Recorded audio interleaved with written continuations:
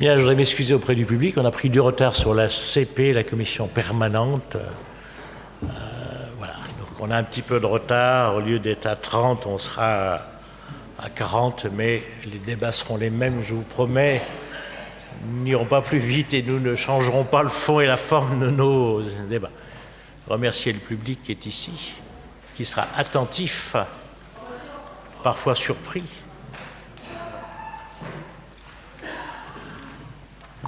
Nous n'avons pas notre Benjamin, donc nous ne pouvons toujours pas faire l'appel. Je ne voudrais pas faire appel au vice-Benjamin. C'est vous le vice-Benjamin, monsieur le... C'est toi? Ah, voilà notre Benjamin. Donc on attend de vous beaucoup que vous puissiez nous permettre de démarrer cette séance. Pascal Bay, Béatrice Berthoud, Jean-Jacques Brun, Pascal Chapeau, Colette Darphin, Sylvie Épinat, Evelyne Geoffrey, Claude Goy, Valérie Grillon, Christophe Guillotot, Présent. Christine Hernandez, Daniel Julien, Annick Lafay, Catherine Lotte, Philippe Marion, Bruno Pellachon, Daniel Pommeret, Frédéric Pronchéry. Il est plus en retard que moi. Martine Publier, Thomas Ravier, Mireille Simian, Michel Thien, Daniel Valero, Patrice Verchère, Christian Vivier-Merle. Voilà pour l'appel, Monsieur le Président. Mettant atteint, nous allons pouvoir délibérer. Je vous propose ou pas que nous adoptions ou pas le procès verbal de la séance précédente. Est-ce qu'il y a des observations, des demandes de modification? Point. Eh bien, je vous propose de l'adopter en tant que tel. Nous allons pouvoir passer à l'examen des rapports, mais je souhaitais faire un petit mot en amont pour vous dire que le 25 novembre dernier, nous apprenions la disparition de Gérard Collomb, maire de Lyon de 2001 à 2017 et 2018 à 2020. Gérard Collomb a été également parlementaire, député de 81 à 88 et sénateur de 1999 à 2017. Président de la métropole de 2015 à 2017, avant d'être nommé ministre d'État dans le premier gouvernement du président Macron. J'ai siégé au conseil régional avec Gérard Collomb. Il n'a jamais siégé dans cette assemblée, même si à chaque élection, son regard se portait sur tel ou tel candidat qui pouvait représenter sa philosophie ou sa famille politique. Mais avec Daniel Pommeret, nous avons passé et eu de grands moments avec Gérard Collomb sur ce qu'il appelle la clerque, qui était le fruit de la loi Maptam et de la non-nôtre qui organisait la séparation du département du Rhône et de la métropole. Nous avons passé quasiment 1 an et demi, quasiment tous les 15 jours, à parler sous, à parler transfert, à parler échange, à parler aussi du transfert des 4000 agents qui sont partis à la métropole. Et ça a été des moments parfois tendus, mais pour lesquels nous avons toujours trouvé un consensus. Ce que je peux dire aussi de Gérard Collomb, nos finances ne seraient pas les mêmes si Gérard Collomb n'avait pas été là pour la discussion sur les emprunts toxiques. Il a été celui qui a permis de sortir des emprunts toxiques. Si la ville de Lyon, dont il était le maire à l'époque, n'avait pas été présente dans cette négociation de 600 millions, nous aurions eu plus de difficultés et les taux qui nous étaient proposés n'auraient pas été les mêmes. Il a été amoureux de sa ville et était un maire précurseur. Gérard Collomb a fédéré autour de lui, à ses proches, à sa famille. Je présente au nom du département nos plus sincères condoléances et je vous propose qu'on respecte 1 minute de silence, s'il vous plaît.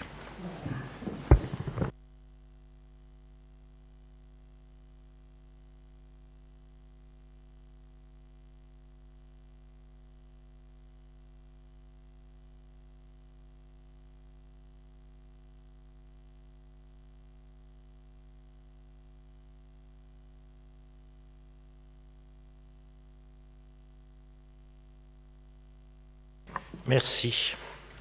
Sans oublier aussi peut-être la mémoire de notre ami François Turcat et de l'ancien président du Azimis, M. Sécheresse, pour lequel un certain nombre d'entre nous ont siégé à ses côtés au conseil d'administration à l'époque du SDIS. Voilà, nous en arrivons à l'ordre du jour des examens qui nous sont proposés et nous aurons à examiner 19 rapports et un vœu que je vous présenterai à l'issue de notre séance. Et nous commençons par Daniel Valero c'est vous, monsieur, qui va nous parler du transport d'élèves. Oui, merci, Monsieur le Président. Je vais vous présenter un rapport avec 4 dotations différentes pour le fonctionnement des collèges, dont du transport. La première, c'est le transport des élèves vers les sites sportifs et les piscines, dotation au collège privé pour l'année scolaire 2022-2023. Cette prise en charge des dépenses de transport des élèves vers les sites d'éducation physique et sportive bénéficie également au collège privé sous contrat d'association avec l'État. Pour ces derniers, l'attribution des dotations se fait au vu des dépenses réalisées par les établissements. Et donc, c'est 9 collèges qui ont transmis leur justificatif de dépenses au titre de l'année scolaire 22-23. Et sur cette base, il est proposé d'attribuer une aide d'un montant total de 65 357 €, selon le détail qui est présenté dans votre rapport que vous avez reçu. La deuxième dotation, c'est pour l'établissement adhérent de l'association pour la rencontre des choristes et instrumentistes du second degré, ce qu'on appelle AR6, pour l'année scolaire 23-24. Une dotation de 500 € peut être accordée au collège ayant une chorale et adhérent à l'association pour la rencontre des choristes et instrumentistes du second degré, pour l'organisation de transport d'élèves de la chorale de l'établissement. Et pour cette année 2023-2024, 11 collèges publics et 2 collèges privés du Rhône sont concernés par cette dotation de 500 €, ce qui représente un total alloué de 6 500 €. La troisième, vous connaissez maintenant, malheureusement, je dirais, vous connaissez déjà, c'est un soutien exceptionnel pour faire face au surcoût énergétique. Alors malheureusement, parce qu'on se serait passé de ce surcoût énergétique, et heureusement, parce que le département tient toujours ses promesses. Afin de soutenir les collèges publics face à la hausse des dépenses d'énergie, le principe d'un soutien exceptionnel du département du Rhône public a été adopté par l'Assemblée départementale le 21 octobre 2022 pour faire face à la hausse des dépenses d'énergie. Les aides sont calculées au cas par cas sur la base d'une analyse de la situation financière des établissements et de l'évolution de leur fonds de roulement. Les aides accordées au titre du fonds de soutien de viabilisation visent à restaurer à 60 jours de fonctionnement le fonds de roulement de ces collèges et ainsi leur assurer une sécurité de fonctionnement. Depuis sa mise en œuvre, c'est un petit rappel, le fonds de soutien a déjà permis d'aider 9 collèges en 2022 pour un montant total de 335 490 €, 19 collèges en 2023 pour un montant total d'aide de 388 426 €, dont 3 collèges aidés en 2022 et 3 collèges aidés successivement en février et octobre 2023. Ainsi, 11 collèges se révèlent éligibles à une aide. Sur cette base, il peut être accordé une aide d'un montant de 199 629 €. Et puis la dernière, c'est la compensation des écarts de recettes de demi-pension des restaurations hébergées. Donc les élèves demi-pensionnaires des collèges Claude Bernard à Villefranche-sur-Saône et Le Petit Pont à Saint-Martin-en-Haut déjeunent respectivement au restaurant scolaire du lycée Claude Bernard, la cité scolaire, et au restaurant communal de Saint-Martin-en-Haut. La compensation versée par le département du Rhône est déterminée par la différence entre le prix de vente des repas facturés au collège par le lycée ou la commune et le tarif payé par les familles en fonction de leur quotient familial et en application de la tarification sociale mise en œuvre par le département. Concernant la période d'avril à juillet 2023, les états transmis font apparaître que ces collèges ont encaissé moins de recettes qu'ils n'ont engagé de dépenses et il convient donc de verser au titre de cette période les sommes suivantes aux établissements pour un total de 26 364 € et 81 centimes. Voilà, Monsieur le Président. Intervention sur ce rapport. S'il n'y a pas d'intervention, je le mets aux voix. Pas d'abstention, pas de vote contre. Est adopté l'unité. Et vous continuez, Monsieur Valero, avec le 02. Oui, alors le 02, on y arrive, c'est le transfert d'autorité fonctionnelle. Le transfert de l'autorité fonctionnelle. Alors, je vais vous citer 3 points, mais c'est important parce qu'il y a eu tellement de quiproquos et de choses qui ont passé un peu dans tous les sens pour la région, pour le département et pour toutes les collectivités en France. Alors, je vous rappelle le contexte et le cadre réglementaire. Les conventions triennales de partenariat entre le département et les collèges arrivant à leur terme, il convient de procéder à leur renouvellement en intégrant les évolutions législatives, les modalités de leur mise en œuvre, ainsi que les orientations de la collectivité en faveur d'un nouveau dialogue de gestion. La nouveauté de ces conventions réside dans la prise en compte des dispositions de l'article 145 de la loi 3DS, définissant le transfert de l'autorité fonctionnelle sur les secrétaires généraux de LPE, nouvelle appellation des adjoints gestionnaires, en charge de la gestion matérielle, financière et administrative, jusqu'alors sous l'autorité du chef d'établissement. Donc, au-delà de l'obligation légale de conventionnement avec les EPLE, les conventions de partenariat entre le département et les collèges ont permis, depuis 2011, de fixer un cadre de fonctionnement dans une logique d'objectifs, de moyens et de résultats. Le transfert de l'autorité fonctionnelle sur les secrétaires généraux est une évolution majeure dans les relations entre les EPLE et les collectivités de rattachement. Le législateur a ainsi souhaité assurer une meilleure articulation et une plus grande fluidité entre les acteurs. Il est rappelé que les compétences du département dans le domaine des collèges concernent à la fois l'immobilier et l'équipement des collèges, ainsi que le programme prévisionnel des investissements afférents, la définition des secteurs de recrutement de chaque établissement. Également, 2 autres points, la mise en œuvre des missions d'accueil, de restauration et d'entretien général réalisées par des agents départementaux sous la responsabilité des chefs d'établissement des secteurs d'éducation, et l'entretien et la maintenance des bâtiments assurés par un agent technique de maintenance sous la responsabilité de la direction immobilier et patrimoine. Donc ça, je vous rappelais le contexte. La démarche de co-construction et les enjeux, c'est ce qui a fait plutôt notre force au département du Rhône. Le département prépare le déploiement de l'autorité fonctionnelle sur les secrétaires généraux depuis l'été 2022, sur la base d'un guide de mise en œuvre publié par le ministère de l'Éducation nationale et de la jeunesse, le ministère chargé des collectivités locales, départements de France et régions de France. Le département a créé et animé des espaces de concertation et de dialogue avec les autorités académiques et les représentants des équipes de direction des établissements, 3 comités permanents des principaux, ce qu'on appelle les coperpris, vous m'avez déjà entendu le dire, et 3 réunions de concertation ont été conduites au cours de l'année 2022-2023 dans ce cadre-là. Au terme de cette démarche de co-construction, la nouvelle convention de partenariat fixe les objectifs partagés dans un esprit d'engagement réciproque, de fluidité et d'optimisation du fonctionnement inscrit dans un cadre de dialogue de gestion annuelle formalisé. Elle cible notamment les enjeux relatifs à la transition énergétique, la lutte contre l'inflation et la promotion de la restauration durable en lien avec le projet alimentaire.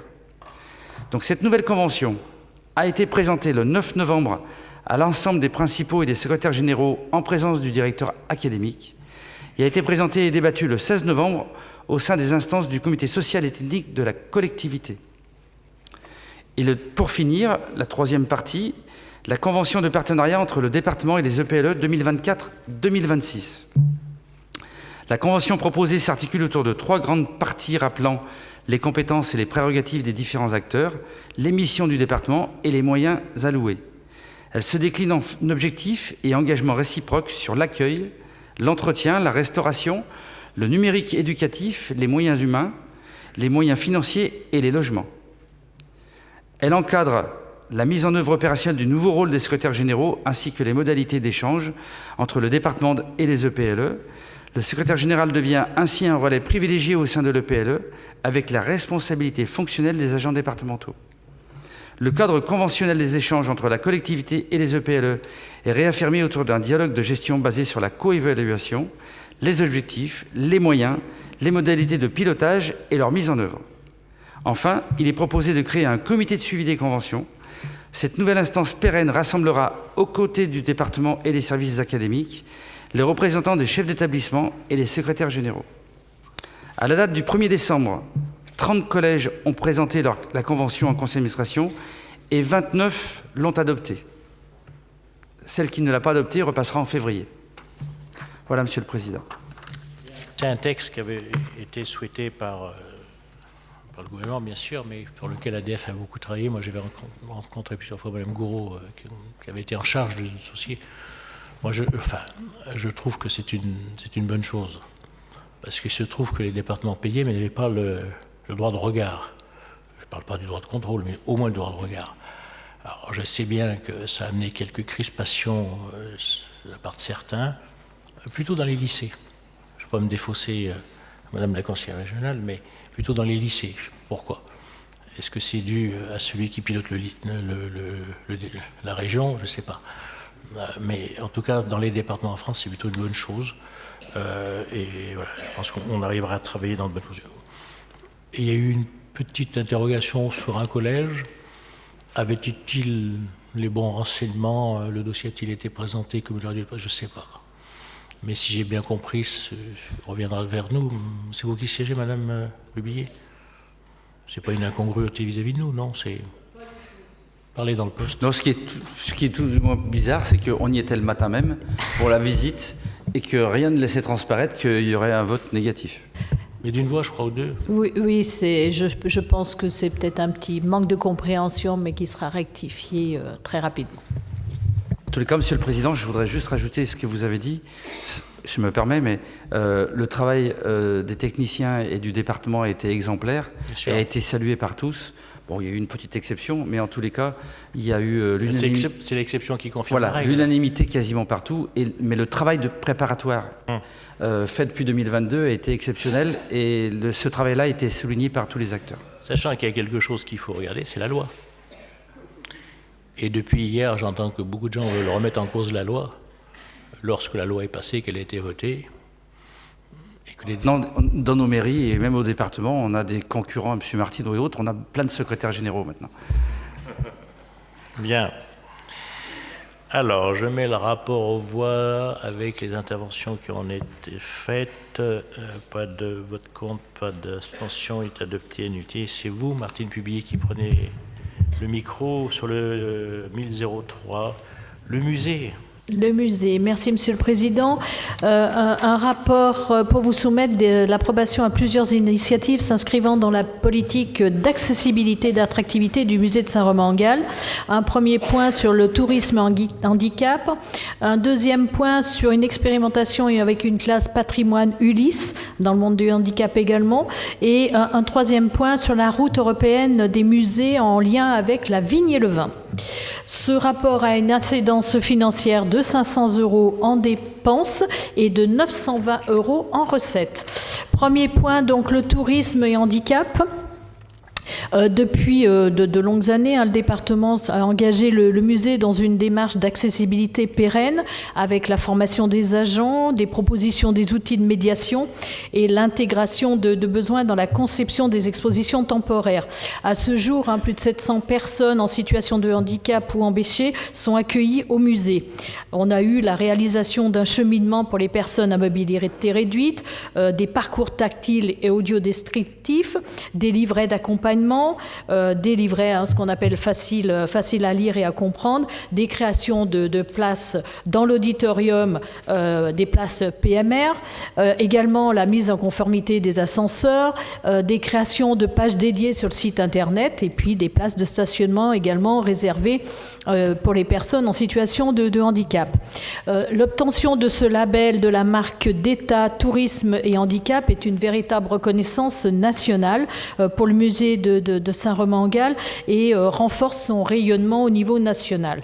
Donc, dans le dernier projet, c'est une visite tactile et audio-descriptive qui a été mise en place dans les services, et puis cette création de classes patrimoine réservée pour les enfants de classe Ulysse en situation de handicap. Cette classe patrimoine, on peut envisager une recette estimée à 920 €. Et puis le troisième point dans ce rapport, c'est une cotisation annuelle de 500 € qui est pour la route européenne des musées, des centres d'interprétation de la vigne et du vin. Nous sommes dans ce réseau puisque nous avons l'événement Vinalia au mois de septembre tous les 2 ans. Nous avons bien évidemment un vignoble dans le domaine des Allobroges et puis nous avons des partenariats récurrents avec le monde des vignerons du territoire. Ce lien avec le vin s'inscrit vraiment dans la nouvelle démarche du musée 2027 où il y aura vraiment un fil conducteur sur le vin avec une ligne directrice sur vin et gastronomie dans le futur parcours permanent du musée. Nous avons également depuis 10 ans avec le label Vignoble et Découverte qui comprend aujourd'hui 72 destinations sur toute la France, dont une destination Caudrieux-Côte-Rôtie. Je le rappelle, en 2018, nous avions eu le prix national, le musée de Saint-Romain-en-Galles avait eu le prix national pour l'événement Vinalia. Nous sommes dans ce réseau d'excellence soutenu par le Conseil de l'Europe, depuis 2016. Et il est important de le concrétiser et de le continuer, ces actions concrètes, avec une demande d'adhésion à 500 € pour l'année.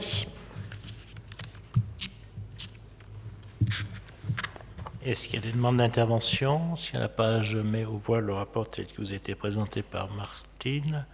Pas d'abstention, pas de vote contre. Il est adopté à l'unité, je vous en remercie. Et c'est Morgane Griffon. Orientation politique pour le futur centre de santé sexuelle. Merci, Président. Donc, un bref rappel, c'est une mission obligatoire du département régie par le Code de la santé publique qui est organisé, qui nous charge d'organiser et de financer la planification et l'éducation familiale sur notre territoire. La loi Taquet est intervenue le 7 février 2022 relative à la protection des enfants. Elle vient moderniser un tout petit peu ces acceptions en intégrant la notion de centre de santé sexuelle. C'est au-delà de l'aspect purement réglementaire, c'est l'occasion pour nous de nous poser un certain nombre de questions, auxquelles se sont largement associés les services. Donc vraiment quelque chose qui a été particulièrement fouillé et nourri en interne pour faire en sorte que ce soit pas qu'une mise à jour réglementaire, mais que ça puisse être porteur d'un certain nombre de plus-values pour notre institution. Donc la première qui est à noter suite à ces travaux, c'est que ça permet de recentrer complètement ces missions et ces supports au cœur en fait de nos activités, parce que finalement les métiers qui sont portés à l'intérieur de ces centres peuvent venir concourir à beaucoup de nos missions, notamment l'aide sociale à l'enfance, le suivi des familles, la protection maternelle et infantile, donc que ça devienne une véritable fonction support au sein du département. La seconde orientation, c'est d'en faire un espace de promotion de la prévention et de la santé en proposant des offres de services diversifiées et modernisées, donc d'intégrer toutes les nouvelles santé et tous les nouveaux vecteurs de prévention.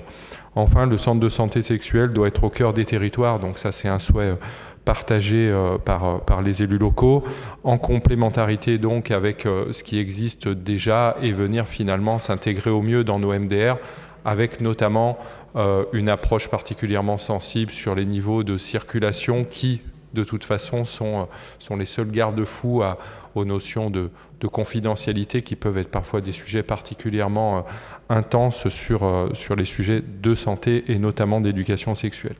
On a une ultime question à se poser. C'est la question de la communication pour faire en sorte de toucher tous ces publics, dont certains sont des publics fragiles.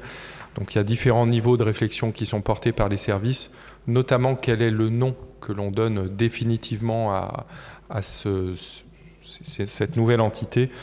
Donc on était sur la mise en place d'un nouvel acronyme, hein, il y en a énormément, qui serait Centre départemental de santé et d'éducation sexuelle, qui donc du coup vient à la fois respecter la loi, mais également intégrer les ambitions que je viens de vous décrire brièvement. Moi, j'ai pas du tout d'objection sur le nom. Hein. Si vous pensez qu'il fait l'assentiment d'un plus grand nombre, c'est celui-ci qu'il faut retenir. Il y avait certaines réserves sur d'autres acronymes qui étaient à la fois moins clairs et qui, on va dire, changeaient un peu aussi le centre de gravité de ce qui existait. Donc là, je trouve que c'est on va dire, un résumé assez équilibré à la fois de l'évolution légale et à la fois de nos missions. On touche là sur le personnel, sur l'intime, et vous aurez toujours des gens qui seront jamais d'accord ou qui seront encore plus d'accord. Donc voilà, il faut faire ce qu'on doit faire et puis le faire en notre âme et conscience, et je vous fais confiance. Est-ce qu'il y a des demandes d'intervention sur ce sujet? Point. Je mets le rapport au vote tel qu'il a été présenté. Pas d'abstention, pas de vote contre. Il est adopté à l'unité. C'est Madame Lafay, si je ne me trompe pas, qui va nous parler RSA. Bravo pour le travail que vous faites, parce que je sais que c'est important et qu'un public qui est parfois pas facile, mais les résultats sont là en termes d'économie à la sortie. Alors, donc, l'objet du présent rapport porte sur la stratégie départementale pour l'application d'une politique du juste droit à travers 2 leviers. Donc, un plan départemental de maîtrise de la dépense de l'allocation avec la présentation du bilan de son 8e plan de contrôle et de lutte contre la fraude et de nouvelles dispositions dans la gestion des remises gracieuses pour l'adapter aux situations individuelles les plus fragiles. Donc, quelques éléments de contexte permettant de comprendre les enjeux de ce plan. Alors, tout d'abord, le contexte financier lié au RSA. L'allocation RSA pesait à elle seule 34,2 millions d'euros en 2022 contre 35,7 millions d'euros en 2021 et 36,4 millions d'euros en 2020. Les 2 dernières années ont été très dynamiques sur le plan économique, malgré une succession de chocs inflationnistes. Donc, en raison de l'inflation, l'allocation RSA a connu 3 hausses réglementaires, plus 4% en juillet 2022, plus 1,8% en avril 2022 et plus 1,6% en avril 2023. L'État a d'ores et déjà annoncé une augmentation prévisionnelle de plus 4,6% en avril 2024. En outre, cette fin d'année semble également être marquée par un environnement conjoncturel moins difficile. En effet, les difficultés de recrutement semblent s'atténuer un peu, même si les secteurs en tension souffrent toujours d'un déficit de main-d'œuvre. Grâce à cette conjoncture jusqu'à présent favorable aux entreprises rhodaniennes, notre département a ainsi connu en 2022 une stabilisation de la dépense de l'allocation RSA. La poursuite des actions adoptées par les différents plans de maîtrise de la dépense RSA a aussi contribué à maîtriser le dispositif global du RSA, dans une logique de juste droit et de garantie de l'équité du traitement sur l'ensemble du territoire.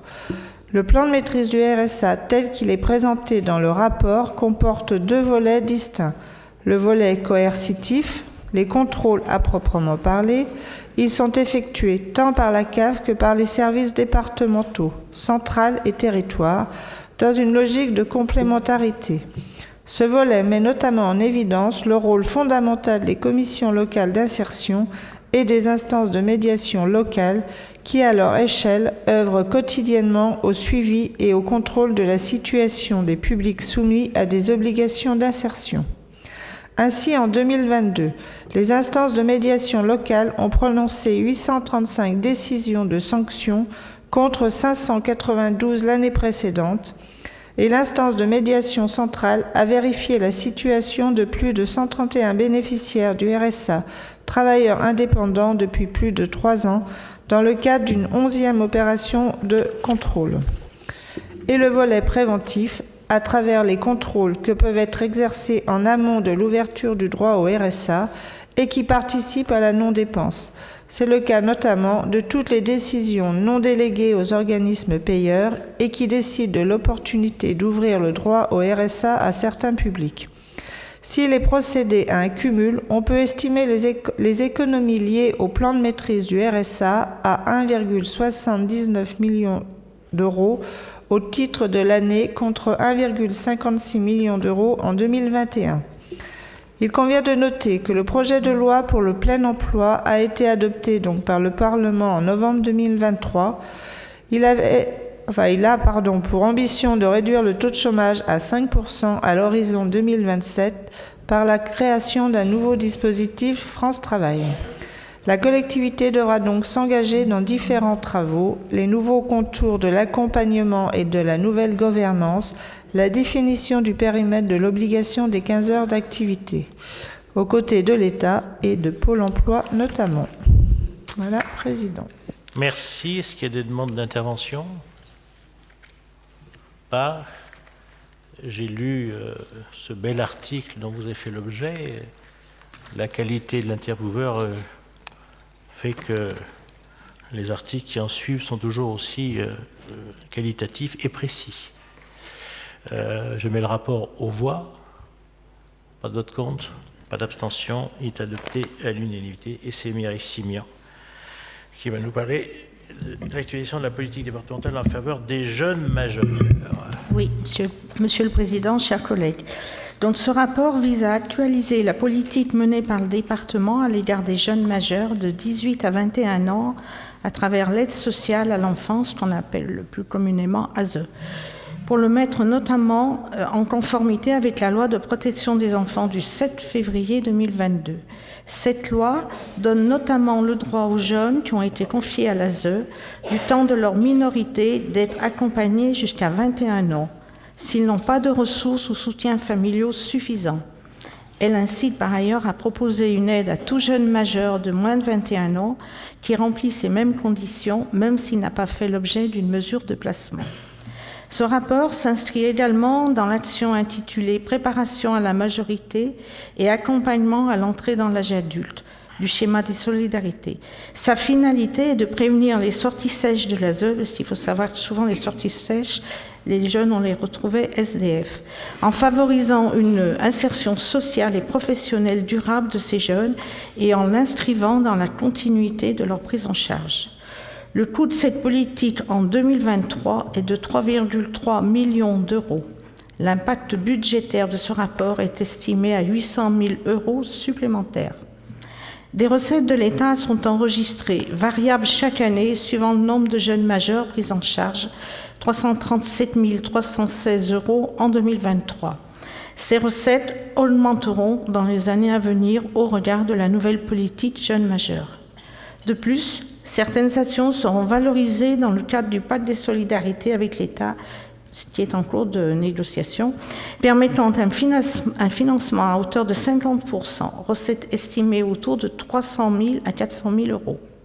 Concrètement, il s'agit d'adapter les critères d'attribution de notre aide aux jeunes majeurs sur la base de l'absence de ressources ou de soutien familial suffisant. Cette aide est obligatoire pour les jeunes qui ont été confiés, c'est-à-dire placés à l'aide sociale à l'enfance, qui en font la demande et s'ils remplissent ces critères. Cette aide est prévue pour les jeunes qui ont un suivi en milieu ouvert au titre de la protection de l'enfance ou de la protection judiciaire de la jeunesse au moins 6 mois avant leur majorité et qui sont dans une situation administrative régulière.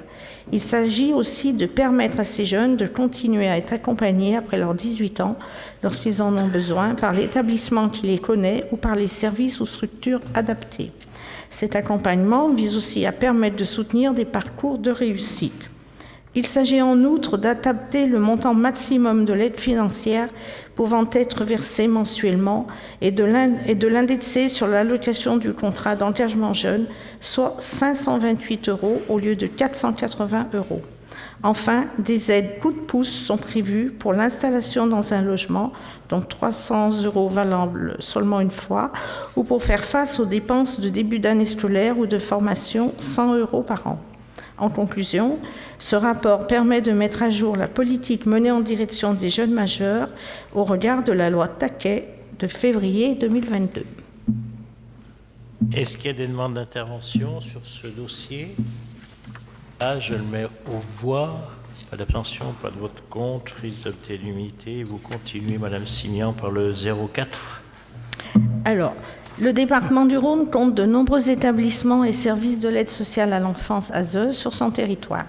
Nous avons 8 maisons d'enfants à caractère social, 8 foyers éducatifs, 5 services d'appartements éducatifs, une pouponnière, un accueil de jour, des structures d'accompagnement à domicile, un service de placement familial, un internat social, un service d'action éducative en milieu ouvert judiciaire, un service d'aide éducative administrative, un service d'aide à domicile, 2 services de prévention spécialisés.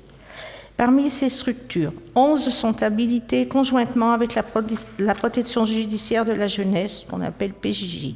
Tous ces établissements et services représentent au total 530 places d'hébergement, 164 places de placement à domicile et 1359 places en milieu ouvert et 12 000 heures d'intervention à domicile. La réglementation prévoit que le Conseil départemental vote un objectif annuel d'évolution des dépenses en fonction de ses priorités en matière d'action sociale et des orientations du schéma départemental des solidarités. Jusqu'en 2022, le département a garanti un taux d'évolution de ses dépenses nettes à 0,5% pour tous les établissements sociaux et médico-sociaux. Toutefois, au regard du contexte économique tendu, de l'inflation et des difficultés de recrutement impliquant un recours à l'intérim, le département a acté en 2023 un taux d'évolution des dépenses supérieur aux années précédentes, s'élevant à 3,65%. La campagne budgétaire 2024 continue de s'inscrire dans ce contexte particulier, accentué par les difficultés financières rencontrées par les établissements. En effet, cette année, plusieurs associations gérant des établissements ont fait part de leurs difficultés de trésorerie et des déficits importants sont présentés au titre des années 2021 et 2022 sous l'effet conjugué des suites de la crise sanitaire, de l'inflation et des rémunérations de 3,5% avec l'effet rétroactif au 1er juillet 2022. Aussi, pour 2024, le taux directeur de la masse de tarification pour l'ASE est proposé à 2,5%. Par ailleurs, le département du Rhône doit faire face à une augmentation très importante de l'activité nécessitant des créations de places pour répondre aux besoins de placement des enfants et jeunes confiés. Donc, ce rapport a un impact prévisionnel de 6 868 738 € par rapport à la masse de tarification 2023. Il porte ainsi le montant de cette masse de tarification à 44 533 473 € dans un contexte d'augmentation de l'activité en matière d'aide sociale à l'enfance et de tensions financières pour les associations porteuses. Voilà, j'ai fini. Merci Mireille. Est-ce que vous avez des interventions? S'il n'y a pas d'intervention, je mets le rapport au vote tel que vous êtes présenté par Mireille. Pas d'abstention, pas de vote candidat de député. C'est M. Ravier qui complète notre matinée enveloppe de tarification 2024. Monsieur le Président, chers collègues, merci. Donc, premier rapport sur l'accompagnement des personnes âgées et personnes handicapées. Je vais essayer de vous faire une synthèse la plus éclairante possible, si j'y arrive. Rappeler que sur cette question de l'autonomie, aussi bien pour nos personnes âgées... Les lumières sont toujours éclairantes, monsieur. Que nos personnes handicapées, nous consacrons un budget autonomie d'environ 125 millions d'euros annuels, toutes compétences confondues. Que parmi ces dépenses où se retrouve aussi bien l'aide à domicile que la réalisation d'un certain nombre de prestations, nous avons aussi bien entendu en charge, soit directement, soit par le biais de nos partenaires, l'accueil dans les établissements sociaux et médico-sociaux. Concernant les établissements hébergeant des personnes âgées, les EHPAD aux USLD, c'est un peu plus de 6 000 bénéficiaires qui sont hébergés dans ces différentes structures. Et concernant les adultes handicapés, c'est environ 2000 bénéficiaires qui sont accueillis dans nos différentes structures. Je ne vais pas revenir sur ce qui a été évoqué par Mireille Signan. Les causes et les maux sont les mêmes. L'inflation sur la nourriture, l'inflation énergétique, l'évolution des groupes, des postes salariaux, la difficulté aussi de recrutement qui entraîne recours à l'intérim et du coup crée des déficits supplémentaires et qui entraîne donc nécessairement des dépenses importantes.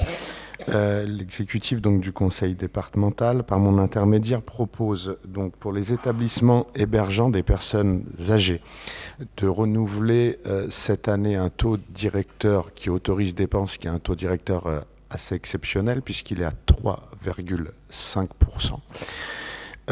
Celui-ci est accompagné aussi d'une hausse de 3,5% concernant la valeur moyenne du point GIR départemental à 7,40 €. Concernant les établissements pour personnes handicapées, là aussi renouvellement d'un taux de soutien exceptionnel de 3,5% pour l'ensemble des établissements d'accompagnement pour adultes handicapés. Le surcoût sur l'année pleine, donc l'année 2024 à venir, pour notre collectivité va s'élever à 3 300 214 € pour réaliser ces missions prioritaires.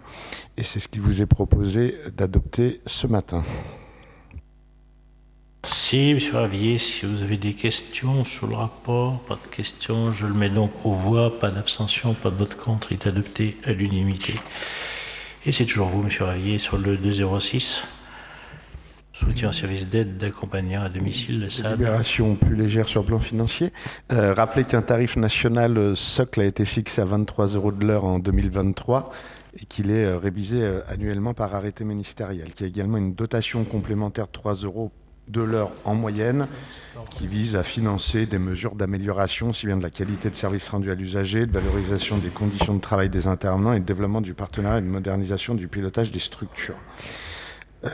Le décret du 28 avril 2022 relatif au financement de ces services d'aide et d'accompagnement à domicile prévoit que le président du conseil départemental organise des appels à candidature selon un rythme annuel, ce que nous avons donc fait, Monsieur le Président, avec un nouvel appel à candidature publié le 9 octobre dernier. Et il se trouve que, en plus des 27 structures que nous avions déjà dans notre giron l'année précédente, une 28e est venue candidater et a été retenue, répondant ainsi aux critères d'éligibilité. Il s'agit du SAD, aide et A. Donc il s'agit dans cette délibération d'abord de contractualiser avec cette nouvelle structure qui permettra à nouveau d'élargir le panel des interventions sur l'ensemble du territoire et d'éviter les zones blanches. Deuxième point dans cette délibération concerne les CPOM, donc les contrats pluriannuels d'objectifs et de moyens. Vous savez qu'on avait trouvé une nouvelle modalité de travail avec les structures privées, là aussi dans la volonté de répondre au mieux aux besoins des personnes âgées sur les territoires dans le cadre de l'aide à domicile, avec un plafond tarifaire qui avait été fixé à 26,09 €. Pour être très simple, les structures bénéficiaient donc des 23 € de tarif socle et avaient une liberté d'un reste à charge maximal de 3,09 € à l'usager. Dans un souci d'équité au vu des différentes réformes qui ont été faites concernant le secteur public et associatif, il est proposé donc de revaloriser ce plafond horaire tarifaire à destination des structures privées à hauteur de 28 € et ceci à compter du 1er janvier 2024. Cette mesure n'a pas d'impact financier pour le département et a été travaillée en concertation avec les différentes structures concernées.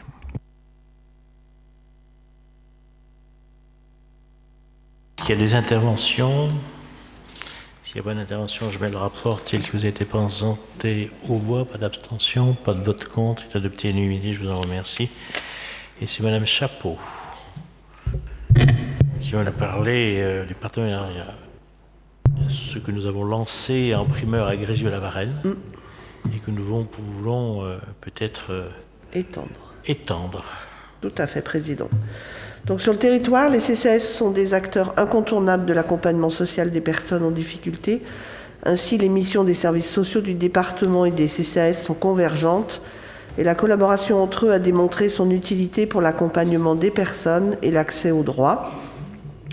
Le schéma des solidarités, tout comme la stratégie de lutte contre la pauvreté, ont acté la nécessité de renforcer et formaliser cette collaboration.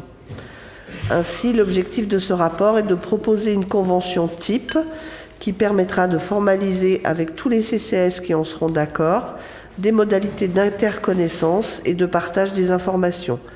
Avec ce projet, le département souhaite ancrer son action politique au plus près des réalités de ces territoires en favorisant d'une part une meilleure connaissance mutuelle des missions et actions des équipes des deux collectivités, et d'autre part une organisation et un encadrement de l'échange d'informations à caractère personnel concernant des publics connus des services sociaux du département et de cet établissement public.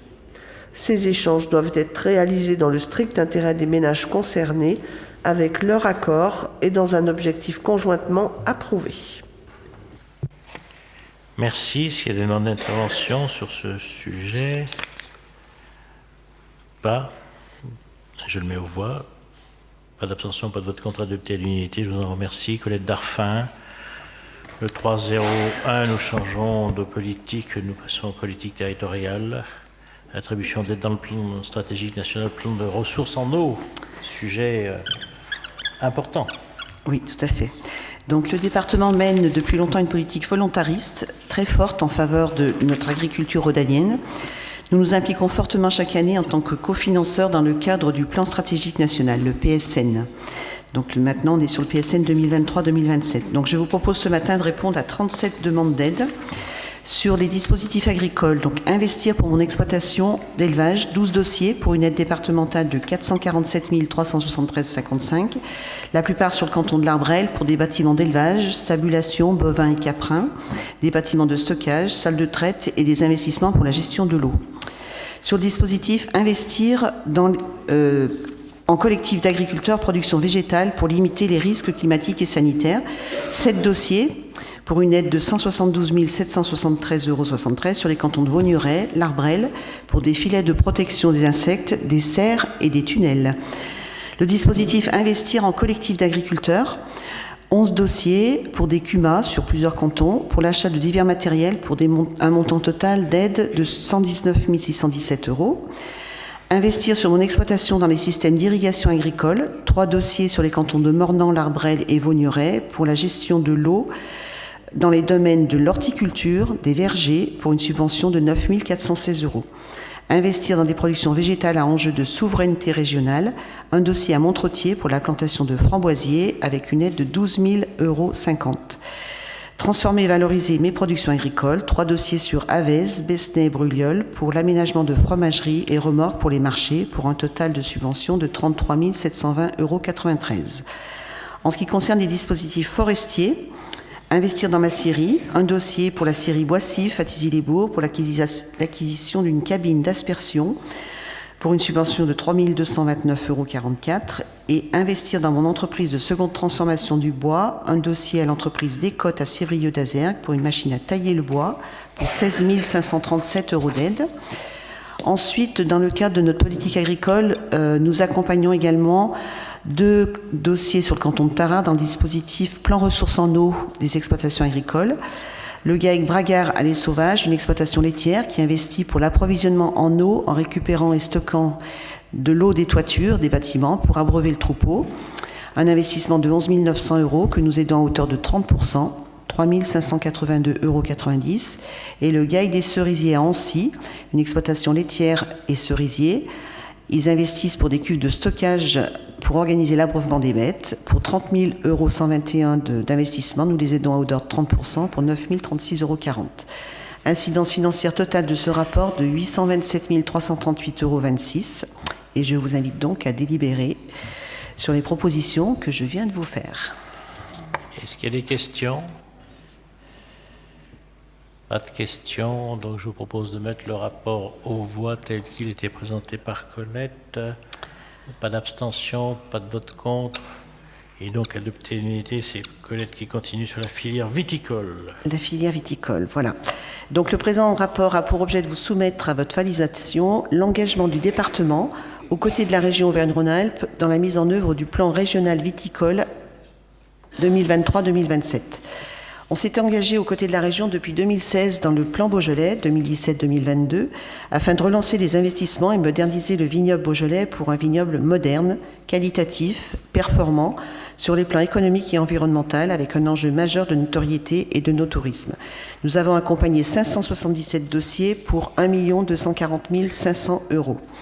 Ce plan Beaujolais est donc maintenant terminé. La région Auvergne-Rhône-Alpes a choisi pour la période 2023-2027 de mettre en place un plan régional filière viticole, socle unique pour l'ensemble des vignobles de la région. Il est piloté par le comité 20 qui rassemble les acteurs de la filière régionale viticole, les ODG, les interpros, les syndicats, les négociants et les représentants de l'État. Donc je vous propose de poursuivre notre accompagnement à nos viticulteurs en ciblant notre soutien aux vignobles beaujolais, mais d'étendre ce soutien au territoire des Coteaux du Lyonnais, les 2 seules appellations intégralement rhodaniennes. Une filière avec des objectifs communs et prioritaires de renouvellement génération, d'étendre la transition écologique et l'adaptation au changement climatique. Le département interviendra dans le cadre de l'action d'aide à l'investissement de matériel de production performant afin de répondre aux spécificités des vignes de coteaux et de fortes pentes, des matériels contribuant à la diminution des intrants. Notons que désormais, certains matériels sont éligibles au nouveau PSN que nous finançons également. Donc je vous propose une enveloppe maximale de 130 000 € par an, soit 650 000 sur la durée du plan. Le dossier sera instruit par les services de la région et nous veillerons à ce que l'aide attribuée ait un réel effet levier sur la faisabilité des projets et l'application du règlement construit par la région. Le taux maximum d'aide est de 40%, 20% région, 20% département, avec un minimum de 1 000 € et un maximum de 20 000 € par dossier et par an.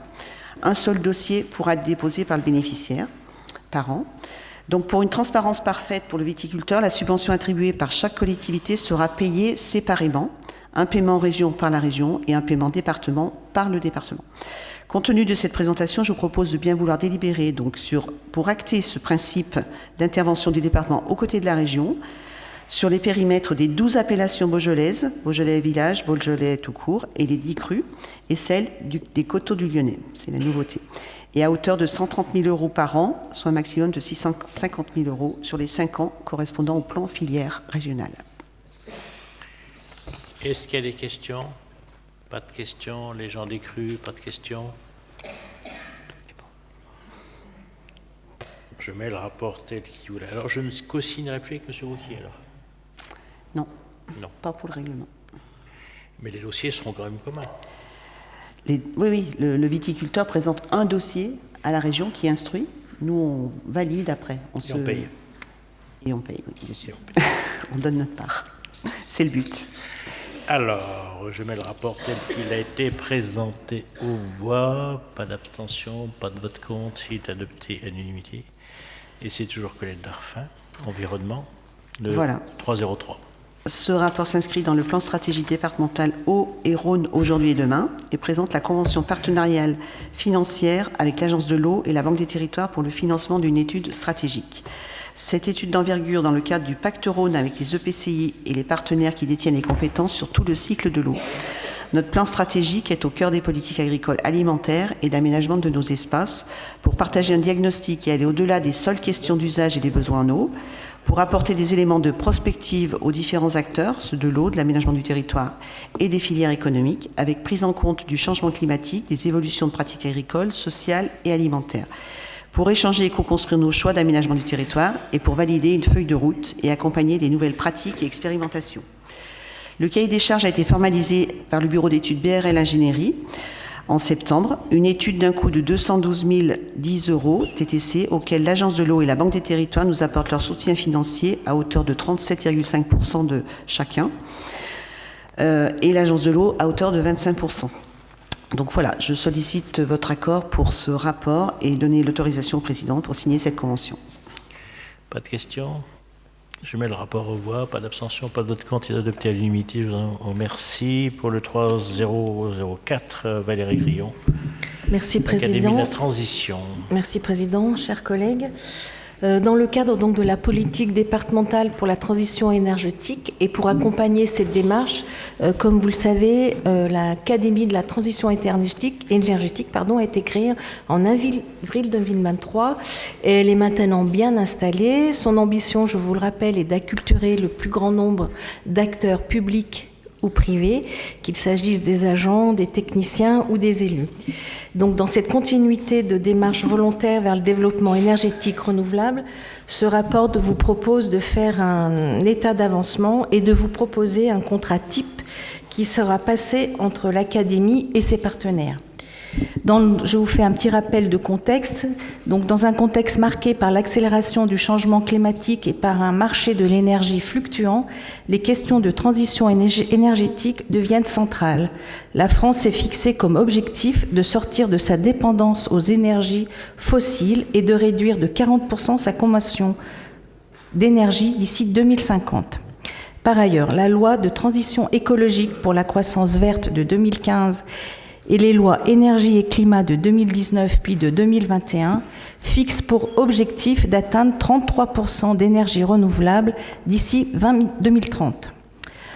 En ce qui concerne les filières d'énergie renouvelable électrique, la programmation pluriannuelle de l'énergie PPE fixe pour 2028 un objectif de doublement de la production d'énergie renouvelable photovoltaïque. Ces différentes réglementations appellent les territoires à diversifier leurs sources d'énergie, à intégrer les enjeux d'une production locale de l'énergie et à favoriser un mix énergétique décarboné.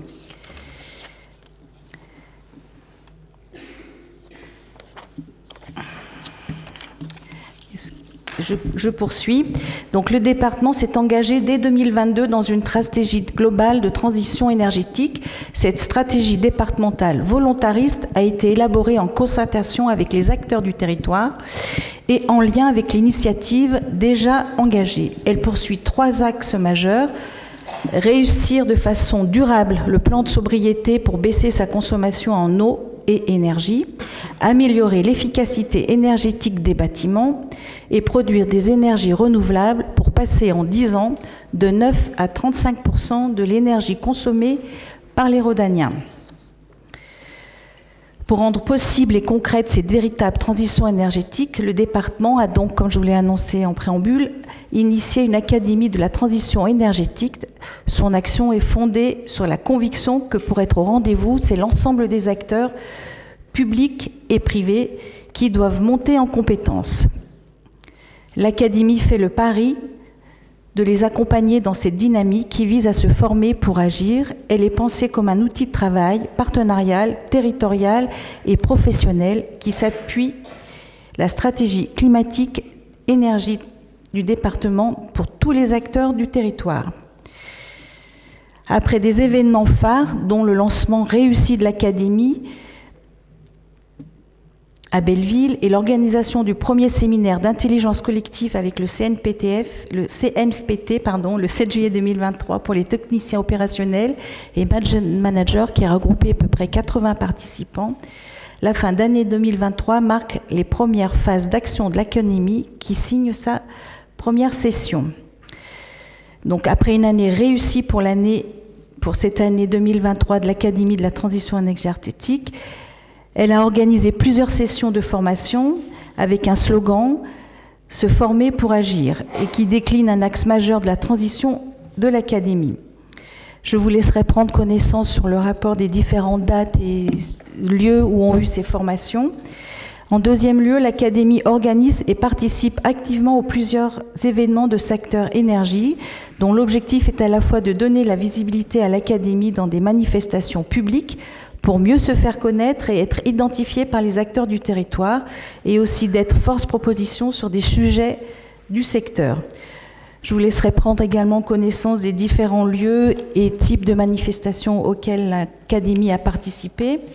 Et en troisième lieu, l'Académie consolide son réseau de partenaires avec plusieurs conventions triennales, 24-2026, sont en cours de formalisation et peuvent porter un ou plusieurs volets, qui sont la co-organisation de sessions de formation, sensibilisation à destination des élus, techniciens, managers, agents du département, des communes, des EPCI et des partenaires publics et privés. La co-organisation d'événements ou manifestations en lien avec la thématique de la transition énergétique, la mise à disposition de ressources documentaires ou de parcours de formation ou de forums professionnels, la participation ponctuelle au groupe projet de l'Académie pour mutualiser les compétences et proposer une expertise adaptée. Elle concerne les partenaires suivants: Enedis, la CCI Beaujolais, l'AMF, le CAUE, le CNPT et Amorce. Ces conventions de partenariat n'impliquent pas d'engagement financier pour notre collectivité. L'Académie est structurée donc en mode projet et représentée par mon collègue Frédéric Fonchéry pour la partie développement stratégie des énergies renouvelables et pour la partie académie par moi-même. Les réalisations de l'Académie, je vais quand même vous les citer, elles sont les suivantes, il y en a 4 quand même importantes. Donc 28 partenaires ont été identifiés avec une plateforme, la création d'une plateforme numérique qui compte maintenant 140 comptes. Un parcours de formation effectif depuis 2023 qui a regroupé 235 agents, techniciens opérationnels, élus, managers, et enfin des événements majeurs qui ont été organisés ou co-organisés et qui ont sollicité une 80 boîtes mail, avec une sollicitation sur la boîte mail de l'Académie de 80 demandes.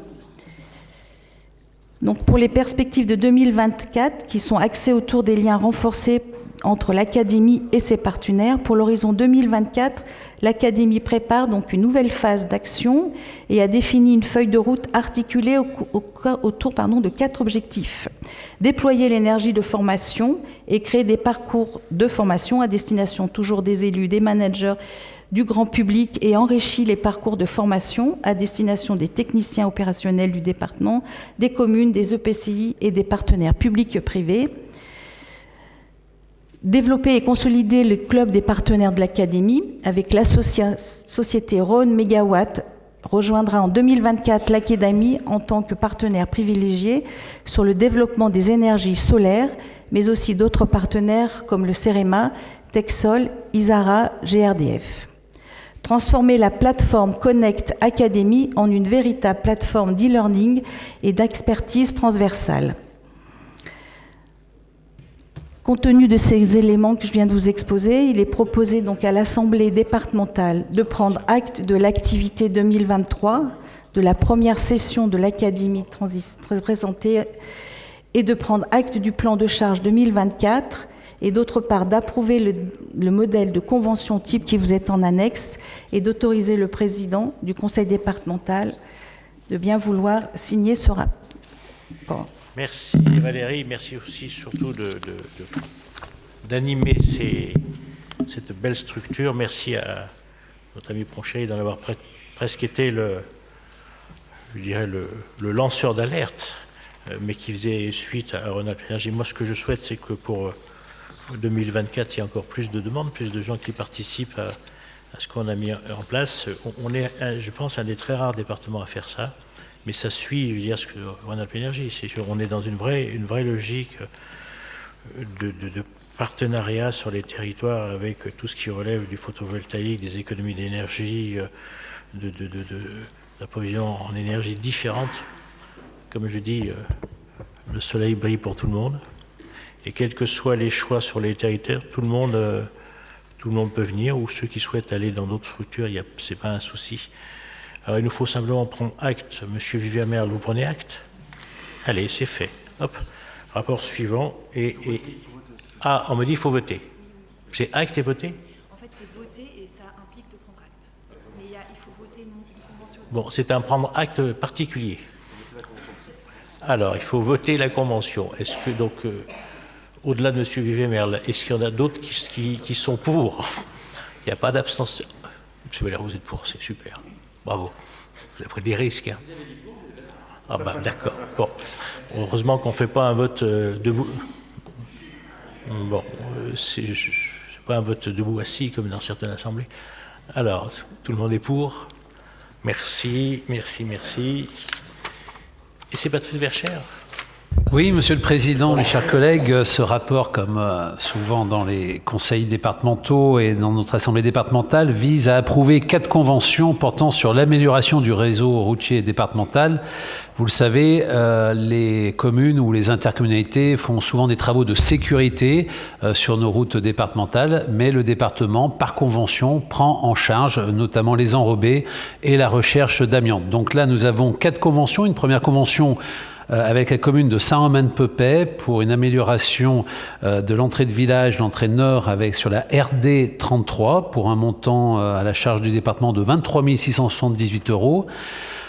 Sur la commune de Pau-Lyonnais, sur la RD 610, là aussi des travaux d'aménagement de sécurité au carrefour des RD 70 et 610. Et là, c'est une convention avec la communauté de communes des Vallons du Lyonnais pour un montant de 44 540 €.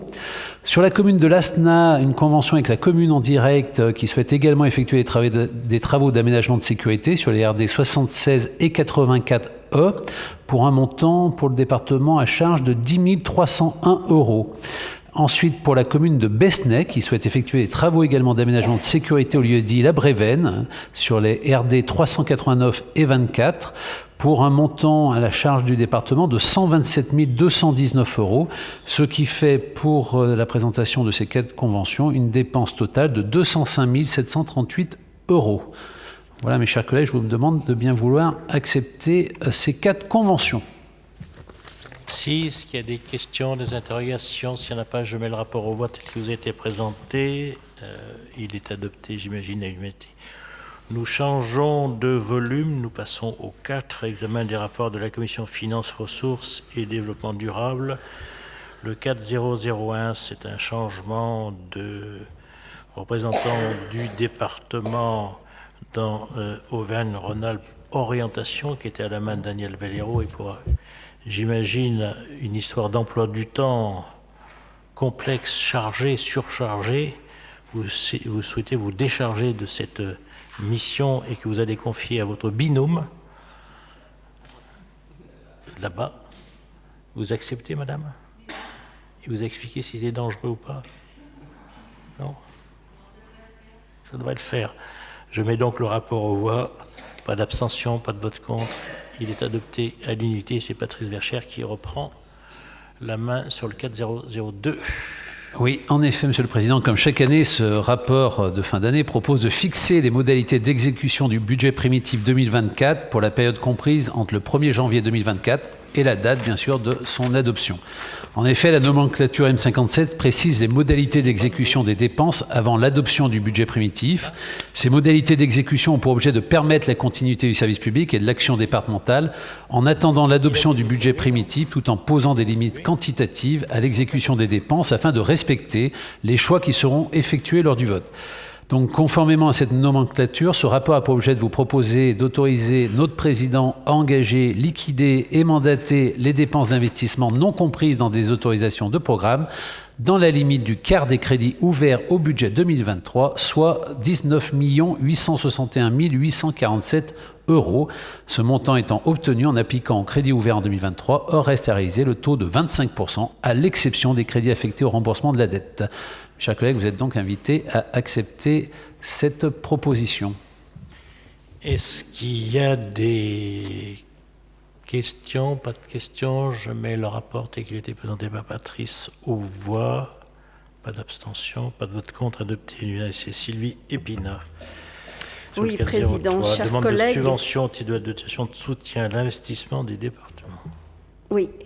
Ce rapport a pour objet de vous inviter à solliciter pour l'exercice 2024 des subventions auprès de l'État au titre de la dotation de soutien à l'investissement des départements, ce qu'on appelle les DSID, à hauteur de 3,6 millions d'euros. À partir de 2024, la DSID sera intégrée dans le budget vert de l'État avec l'obligation que 25% des crédits soient alloués à la transition écologique. Les projets favorables à l'environnement seront prioritaires parmi les demandes et les projets de rénovation thermique devront atteindre un gain énergétique minimal de 30%. La DSID permet de financer les projets qui s'inscrivent dans un objectif de cohésion des territoires et qui relèvent des thématiques suivantes, telles que l'amélioration de la qualité et de l'accès aux services publics, notamment ceux portés en matière scolaire, la stratégie de prévention et de protection de l'enfance, ou encore le financement de déploiement de la couverture à très haut débit du territoire. Pour 2024, il vous est proposé de présenter le plan Collège Neuf 2025 au financement de la dotation de soutien à l'investissement des départements. La subvention demandée s'élève à 60% de l'assiette maximum subventionnable, soit 900 000 € pour chaque projet, représentant un montant total sollicité de 3,6 millions d'euros. Vous avez tout le détail dans le rapport avec les 4 projets en question. La procédure de demande de subvention au titre de la DSID nécessite une délibération. C'est pourquoi vous êtes invités à bien vouloir approuver ces demandes de subvention pour ces 4 opérations, ainsi que leur plan de financement. Voilà, Monsieur le Président, l'objet de ce rapport. Est-ce qu'il y a des questions sur ce rapport qui vous a été présenté par Sylvie? Pas de questions, je le mets aux voix, pas d'abstention, pas de vote contre, il est adopté à l'unanimité. Je passe la parole à Jean-Jacques Brun pour le dernier rapport, me semble-t-il. Merci Président, chers collègues. Ce rapport a donc pour objet de soumettre à votre approbation un second avenant à la convention financière relative à la contribution du département du Rhône au budget du service départemental métropolitain d'incendie et de secours pour les années 2022 à 2024. Les contributions du département et de la métropole au SDI-MES ont fait l'objet d'une convention pluriannuelle. La convention actuellement en vigueur, conclue entre le département du Rhône et le SDMIS, a été adoptée par le Conseil départemental du 10 décembre 2021 et couvre les années 2022 à 2024. Un premier avenant à cette convention a été adopté en décembre 2022 pour prendre en compte l'augmentation de 3,5% du point d'indice et des indemnités des sapeurs-pompiers volontaires, représentant une augmentation de la contribution de 513 118 €, auxquels se sont ajoutées une subvention exceptionnelle de 385 000 € versée en octobre 2023 pour soutenir l'établissement dans le contexte inflationniste. Au regard de la situation financière actuelle du SDI-MES, cet avenant propose une hausse des contributions 2024 des financeurs de 5%, avec pour objectif un retour progressif à l'équilibre financier et une stabilisation de son fonctionnement. Cette revalorisation de la contribution 2024 s'appliquera de manière uniforme au département du Rhône, à la métropole de Lyon et au bloc communal. Ainsi revalorisée, la participation du département du Rhône s'élèvera à 24 107 208 €, soit plus 5% bien sûr par rapport à la contribution pour l'exercice 2023. De son côté, le SDMS s'engage quant à lui à réduire le montant de ses investissements en diminuant le montant de la programmation pluriannuelle d'investissement, initialement fixé à 23 millions d'euros par an, après information et avis des élus du conseil départemental. De proposer au conseil d'administration un échelonnement des projets immobiliers sur une période plus longue, ainsi qu'une diminution du parc d'engins, après information et avis des élus du conseil départemental. Prendre toute mesure destinée à maîtriser les dépenses de fonctionnement réalisées d'éventuelles économies internes, informer le département du Rhône de toute recette nouvelle permettant d'ajuster le montant de sa contribution, et enfin de poursuivre la démarche volontariste d'ores et déjà engagée de recherche de financement, notamment dans le cadre des projets européens. Après cette hausse, la maîtrise de la trajectoire financière pluriannuelle de l'établissement devra s'inscrire dans la trajectoire des finances publiques définie pour les collectivités locales dans le cadre des lois de finances et de programmation des finances publiques et ainsi prendre en compte les engagements en matière d'investissement sur les casernes sur l'ensemble du territoire et respecter les engagements en matière de retour à l'équilibre financier. Il vous est donc proposé d'approuver ce projet d'avenant à cette convention et d'autoriser bien sûr le président à signer et à prélever les crédits correspondants sur le chapitre dédié. Merci, monsieur. Il y a des demandes de prise de parole des présidents de groupe et autrement, si d'autres collègues veulent s'exprimer, il n'y a pas de souci. Monsieur Pomeray. Je veux bien commencer, Président. C'est toujours délicat d'avoir des demandes d'augmentation de participation de 5% quand dans le même temps on a des consignes de l'État de limiter nos dépenses, nos augmentations de dépenses à 1,5 et quand ici même nous essayons de maintenir nos budgets le plus serrés possible. Alors, au-delà de l'aspect financier, ce qu'il faut se demander, c'est en effet l'équilibre qu'il peut y avoir au sein du SDEMIS.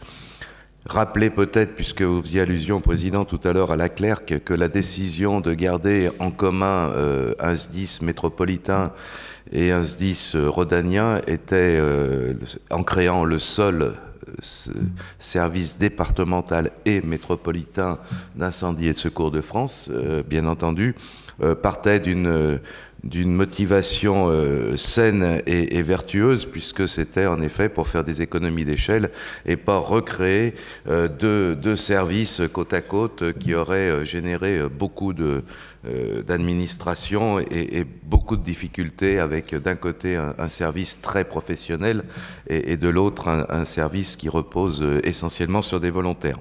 Cette décision de la Clerc, dans les années 2014, le SDIS était départemental depuis 15 ans, était encore en belle évolution et tout le monde se félicitait de l'évolution de l'organisation des secours sur l'ensemble du département et de la métropole.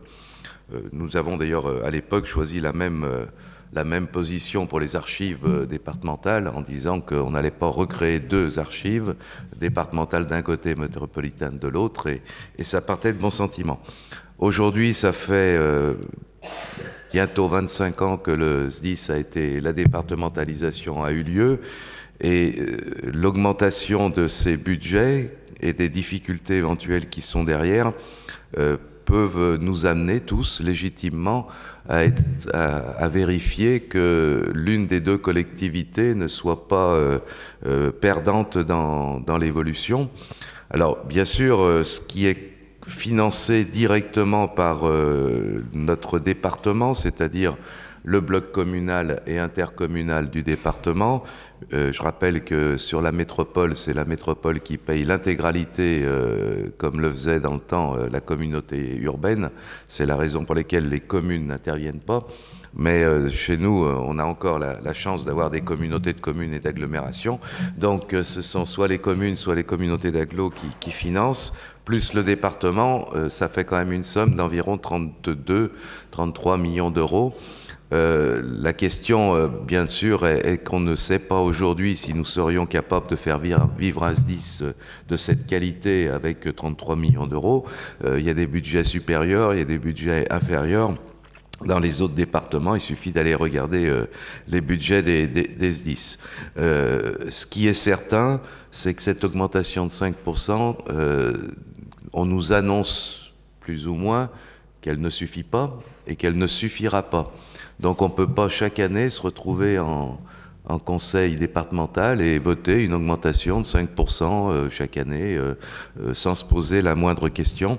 C'est pour ça que notre groupe, et on l'a évoqué lors de la réunion des présidents de groupe, pense que sans animosité, sans procès d'intention, ce serait quand même intéressant d'avoir ce qui doit être facilement faisable, un zoom sur le coût de fonctionnement de notre département, même si on sait bien que ce ne sera pas...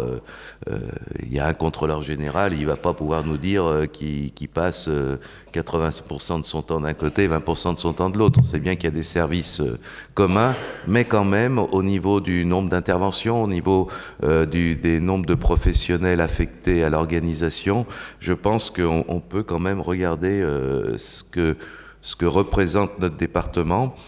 La principale inquiétude que je partage avec vous, Président, puisque vous l'aviez évoqué, c'est qu'il ne faudrait pas que le département soit une variable d'ajustement et que des projets structurants pour notre département, comme la caserne de Belleville en Beaujolais, puissent ne pas avoir d'avenir sous prétexte que le SDEMIS dans sa globalité est en difficulté. Voilà ce que nous voulions dire. Nous avons besoin d'éléments, surtout pour l'avenir. Merci. La parole est à Patrice Vircher, président du groupe. Merci, Monsieur le Président. Je ne vais pas répéter tout ce que vient de dire Daniel Pommeret. La situation est une situation quand même préoccupante, puisque on nous annonce d'autres augmentations pour les années futures. Bien entendu, nous sommes attachés à ce que les secours puissent être portés sur l'ensemble du territoire départemental en tout lieu et à toute heure. Donc, bien évidemment, nous allons faire les efforts. Néanmoins, il faut que nous sachions pour quelles raisons nous en sommes là, et je pense que c'est important de le savoir, pour le département, bien sûr, pour nos finances, pour qu'on puisse voter sereinement, mais aussi pour les communes qui payent en direct le SDMIS et les intercommunalités que sont notamment les communautés d'agglomération. Cela représente des sommes importantes et j'allais dire, pour rejoindre ce que vient de dire Daniel Pommeret, il faut que nous sachions si nous en avons pour notre argent. Est-ce que le territoire départemental n'est pas la variable d'ajustement des coûts engendrés sur la métropole? Je pense que non, mais c'est mieux de le savoir que de ne pas le savoir. Donc je sais que, Monsieur le Président, vous avez écrit au contrôleur général et surtout à la présidente du conseil d'administration du SDMIS pour vous assurer, bien entendu, que toutes les demandes qui sont faites par les différentes casernes du département, majoritairement faites de volontaires et non pas de professionnels, et bien que ces investissements qui sont prévus pour certains d'entre eux depuis très longtemps puissent être effectués à des dates plus ou moins à moyen terme, mais en tout cas que l'on sache ce qu'il en est. En termes de matériel également, je crois que nous avons aussi droit, même si nous savons qu'il faudra faire des efforts, à du bon matériel sur les casernes du département du Rhône. Je pense également qu'il sera important de connaître les orientations du SACRE, puisque là aussi, le SACRE qui est en cours d'élaboration, qui est même presque fini et qui va être présenté, va déterminer comment vont intervenir nos pompiers, dans quelles conditions, dans quelle organisation pour les années futures. Force est de constater que le SDMIS est probablement un service le plus important de France, en dehors de Paris et de Marseille, qui ont pour particularité de dépendre non pas des départements mais de l'État, puisque c'est l'armée. Néanmoins, on sait aussi que le SDMIS intervient pour le compte de l'État sur l'ensemble de la région Auvergne-Rhône-Alpes, puisque le SDMIS a des qualités, des sapeurs-pompiers qui ont des qualifications pour intervenir dans plein de domaines que d'autres départements n'ont pas, et c'est bien normal. Donc il faudrait déjà savoir si l'ensemble de ces différentes interventions sont bien rémunérées par l'État, hein, puisqu'on intervient pour le compte de l'État, aussi bien en Auvergne, enfin sur d'autres départements. Donc il faut savoir si ça correspond bien, si ça c'est bien financé. Je pense que c'est important, parce qu'on n'est pas là pour financer ce que l'État demande au SDMIS. Donc en ce qui me concerne le groupe, bien évidemment, nous allons voter cette délibération, mais nous sommes vigilants pour les prochaines augmentations qui sont presque d'ores et déjà demandées. Et il est normal, quand on demande une telle augmentation, que nous ayons également les raisons de cette situation et les perspectives à venir pour les casernes du département du Rhône qui nous concernent. Voilà, Monsieur le Président, ce que je pouvais dire au nom du groupe de l'Union de la droite et du centre. Est-ce qu'il y a d'autres demandes d'intervention? Monsieur Valero, je vous en prie. Oui, je voudrais juste dire très brièvement, et pas prendre trop de temps. Dans notre commune, on a des contrats d'objectifs. Quand on donne plus de 23 000 euros, et à Genasse, même des fois quand on donne moins de 23 000 euros à l'association ou à l'entité, on leur demande des comptes. Donc moi, dans mon conseil municipal, je dis que, comme vous deux, que ça serait bien qu'on ait des comptes, parce que...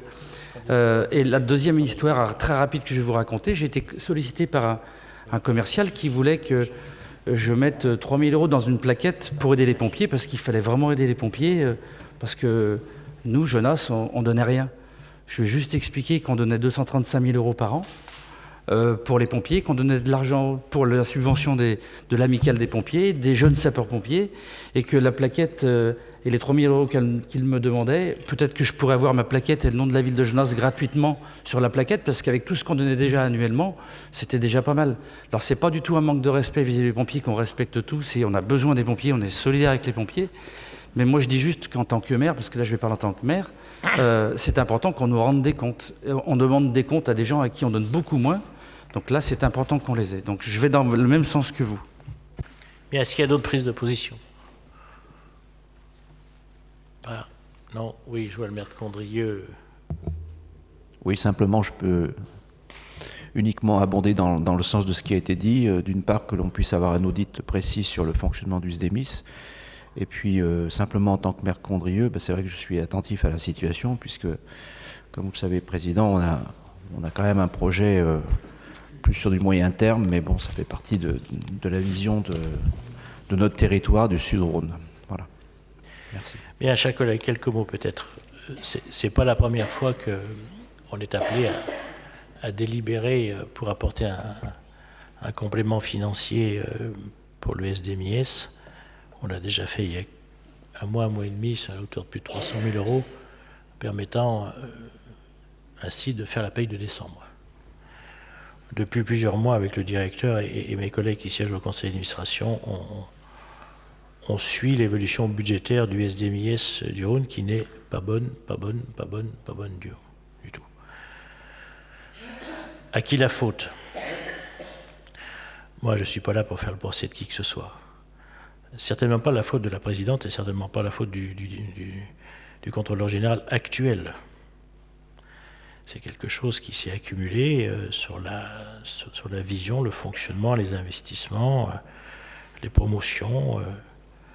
Ne pas oublier qu'on est sur des hommes et des femmes qui sont excessivement exigeants, dont certains pros sont parfois très demandeurs d'outils, de matériel. Je n'oserais pas croire que certains ont acheté la paix dans le grade et dans la promotion et dans l'investissement du matériel. Je n'ose pas croire ça du tout. Simplement, ici, on est une collectivité qui va délibérer de plusieurs millions d'euros pour soutenir un SDIS qui est découpé en deux. La loi d'origine, c'était 2 SDIS dans l'autre EMAPTAN. Et le fauteur de troubles associé à François-Noël Buffet, à l'époque sénateur, c'est moi, qui fait en sorte que on n'ait qu'un seul SDIS qui est devenu le SDMIS. Peut-être que je le regretterai un jour, mais techniquement, professionnellement, humainement et en termes de moyens, c'était pas possible de se séparer. On aurait eu un SDIS qui aurait été à Villefranche-sur-Saône. Voilà. Simplement que nous, chez nous, c'est les mêmes pompiers, mais c'est pas les mêmes. Nous, on a des pompiers volontaires qui font partie des 200 000 pompiers volontaires qui sont en France. Donc il se trouve que dans une autre vie, je suis le président national. Et ils prennent les mêmes risques. On leur demande les mêmes formations. Sauf qu'eux, ils sont payés entre 12 et 15 euros par heure. Mais ça, c'est un détail. Mais il en est au point qu'aujourd'hui, je vois poindre pour notre département une vision, comme ça a été souligné à plusieurs reprises, qu'on soit quelque part un peu la variable d'ajustement de ce budget compliqué. C'est presque un budget de 190 millions. Hein. Et qu'on fasse appel à nous financièrement, et pour les maires qui sont ici, et les autres qui sont du département, c'est aussi la même implication financière. Sachant que, je vous le rappelle, pour mémoire, les maires de la métropole ne payent pas. Avec un statut particulier dans le Rhône pour ceux qui sont en com d'agglo et en comcom. En comcom, c'est les maires qui payent directement. En com d'agglo, à travers toi, Patrice, c'est toi qui... Mais le budget, c'est toi qui le supportes. On a comme ça, on a Tarare, Villefranche, et puis la partie Vienne-Agglo. Moi, je dis que, et j'attends de la gouvernance du SDIS, les SDIS qui nous disent les choses, qui nous les disent sincèrement. Parce qu'on a deux choses différentes. On a ce qu'on appelle le SDACR qui est en train de construire, avec la projection sur les 5 ans. Et puis, on a le budget, tout de suite, là, où on nous demande de rajouter. Moi, je voudrais savoir exactement ce qui s'est passé. Je voudrais savoir pourquoi on en est arrivé là, pourquoi il y a un tel trou dans la raquette. On n'est pas là pour se cacher les choses. Le rapport de la Chambre régionale, il est ce qu'il est, mais il n'y a pas si longtemps que ça, l'audit financier qu'on n'a jamais vu. Et je voudrais savoir pourquoi on est arrivé là. En tout cas, moi, je n'accepterai pas, et je vous le dis très sincèrement, que Belleville, que Condrieu, que Saint-Germanuel et que Méry soient repoussés au calendrier grec. Moi, quand il s'est agi en tant que premier vice-président avec ceux qui sont ici, comme Jean-Jacques Brun, de votez-vous en voilà, dont beaucoup de pompiers nous disent que ça ne sert à rien, on l'a fait. Le Rhône, pour 33 millions, ne doit pas être la variable d'ajustement du fonctionnement, sachant que les pompiers du Rhône, le SDIS du Rhône, ne pourrait pas fonctionner sans nos volontaires qui viennent de chez nous. Le 8 décembre, qui sont les gros bataillons? Ce sont les volontaires du Rhône. Le 14 juillet, c'est pareil. Ceux qui vont partir aux Jeux Olympiques, c'est pareil. Les feux du bassin de Gironde, c'est des volontaires. Les feux du Var, c'est des volontaires qui sont les gros bataillons. Donc, si on veut garder nos sapeurs-pompiers volontaires qui sont très inquiets, on est en train tous de faire des Sainte-Barbe, on en a fait ensemble, on en fait tous, et il y a une inquiétude grandissante. Ils sentent cette grande différence de traitement entre les moyens et ce qu'on demande d'eux sur les territoires.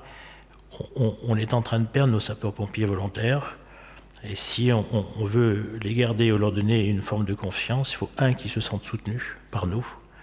Je le sais, ils nous remercient, et il faut que les professionnels qui font bien leur travail, il n'y a pas de souci de ce côté-là, comprennent que le département du Rhône doit être traité comme la métropole est traitée.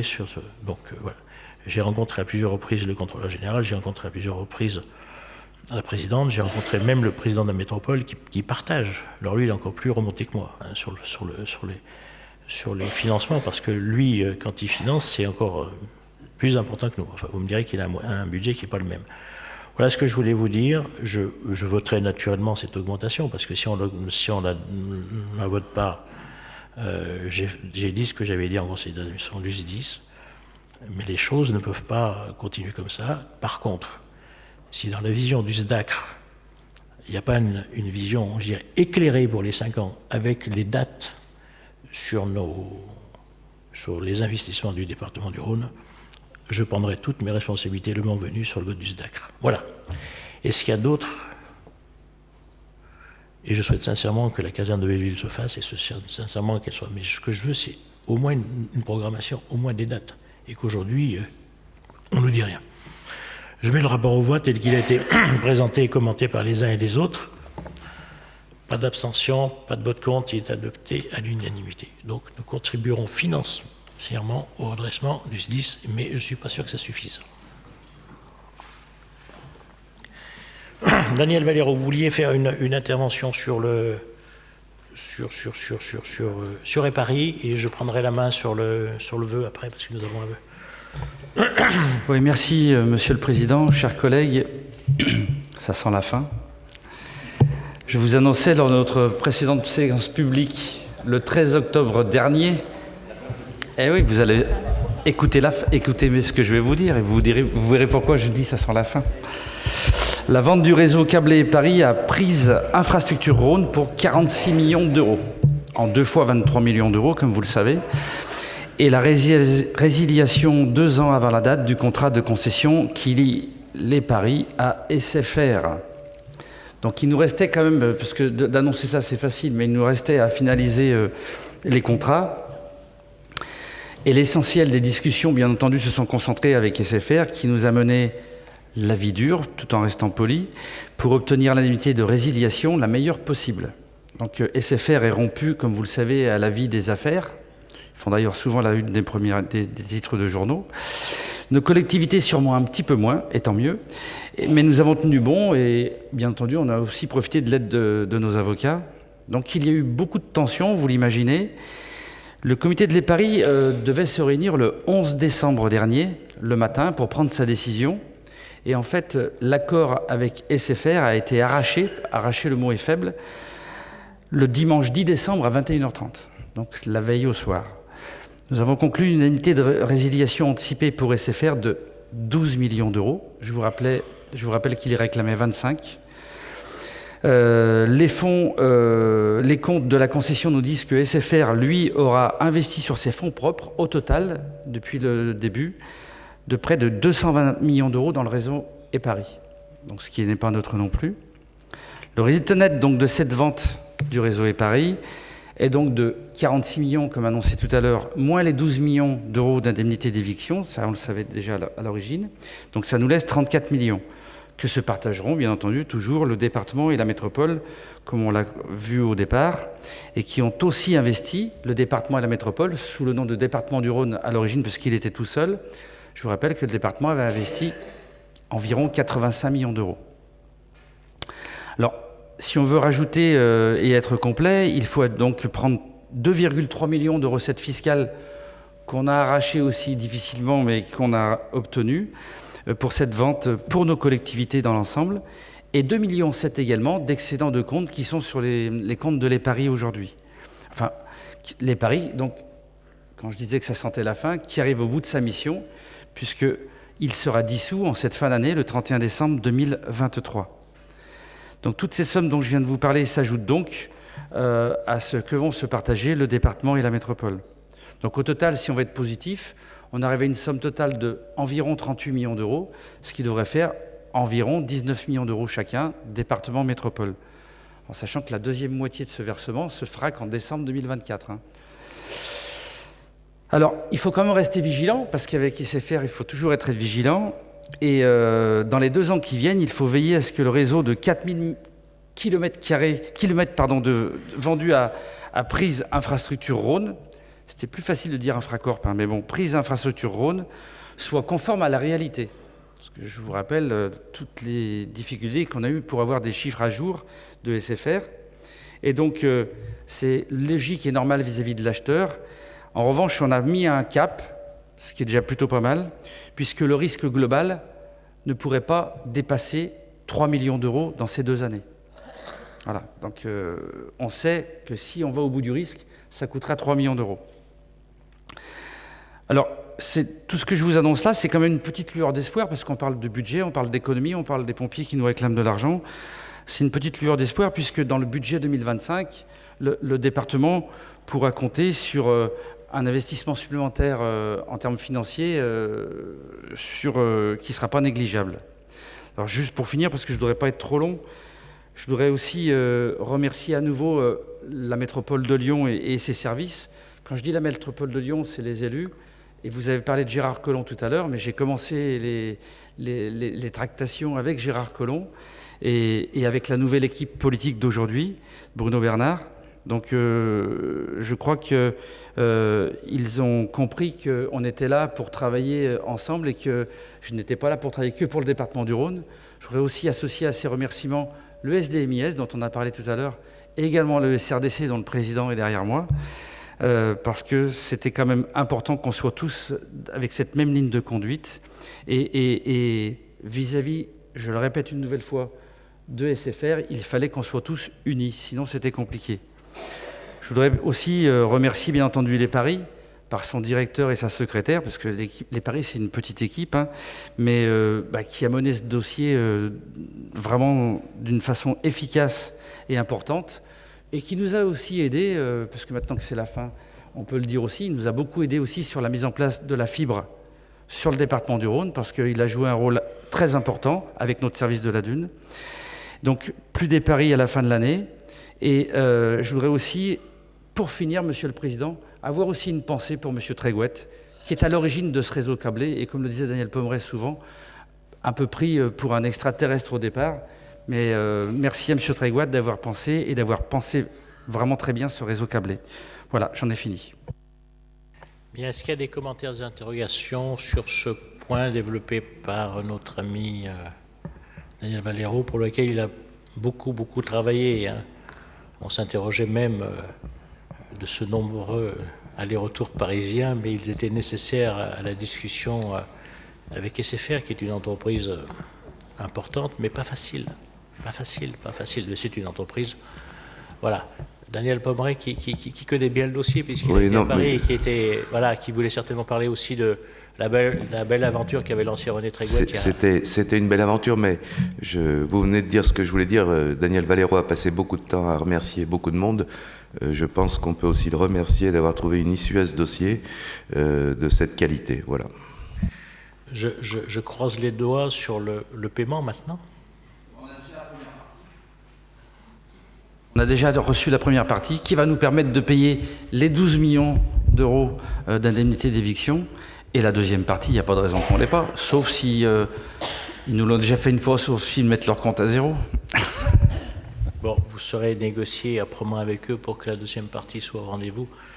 Vous avez dit que c'était la fin, mais je ne sais pas comment vous l'écrivez, IN ou FIN, mais comme c'est Noël, vous auriez pu aussi dire que ça sent le sapin.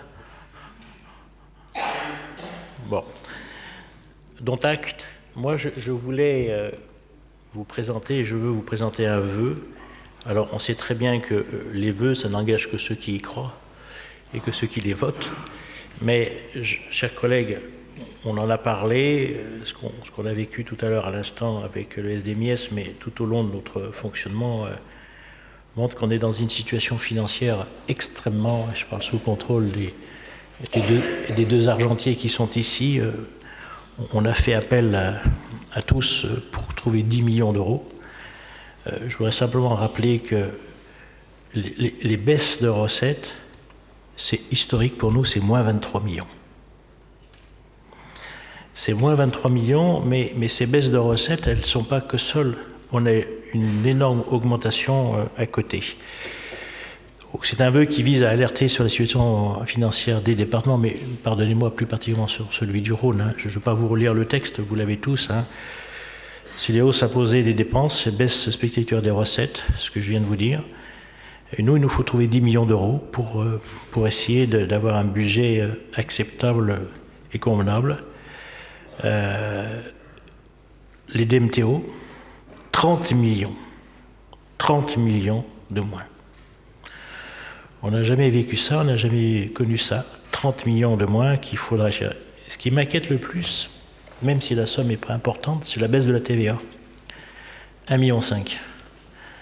Ça veut dire que les Français et les Françaises consomment moins. 30 millions sur le DMTO, ça veut dire que les Français, peut-être dû à la frilosité et au rôle des banques, achètent moins un bâti, notamment les primo-accédants. Mais la baisse de la TVA, ça veut dire que c'est des gens qui consomment moins sur les territoires, qui vont consommer moins dans leur vie de tous les jours. On a eu 22 millions dus à l'inflation, quand on a les charges énergétiques. On gère plus de 100 sites, commencer par celui-ci, mais nos collèges, et c'est important. Un accroissement énorme de nos MNA. On est à 8,8 millions. Je vous rappellerai qu'un MNA, c'est 50 000 € par jeune gens. Gageons qu'ils soient tous MNA. On a eu notre premier fait d'armes hier avec un MNA qui a voulu égorger son professeur. Donc il a été embastillé immédiatement. Mais il veut dire qu'on est dans une population difficile et que ce jeune, j'en suis pénalement et civilement responsable. Et que pour le moment, j'ai toujours pas la moindre information de son parcours depuis hier. Je referme cette parenthèse, ça c'est personnel. Ça n'a rien à voir avec le vœu. Donc le vœu que je vous propose tente à émettre un vœu que l'État attribue les recettes nécessaires aux départements, tous les départements, mais aussi le nôtre, et puis qu'on puisse retrouver une autonomie financière qui soit, je dirais, digne de nos projets. Si on n'a pas, je dirais, une meilleure fortune sur 2024, il nous faudra faire des choix de report ou des choix, je dirais, sur notre train de vie, bien évidemment, on le fait, mais sur aussi ce que ce pourrait être des investissements qu'on avait imaginés. On a des chantiers énormes qui sont les collèges, puisque les 2 collèges que l'on lance étaient au départ 55 millions, on est presque à 70 maintenant.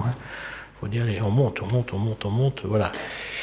Voilà ce que je voulais vous dire, que je suis extrêmement préoccupé. J'ai quelques années de mandats électoraux derrière moi, ici aussi pour certains, mais c'est la première fois que je vois une situation financière aussi tendue, pas que pour les départements, mais aussi pour les collectivités. Ici, il y a un grand nombre de maires, et c'est pour ça que j'ai souhaité écrire ce vœu, que je vais vous laisser commenter et que je transmettrai bien sûr à la préfecture, mais sachant que je sais ce que c'est qu'un vœu.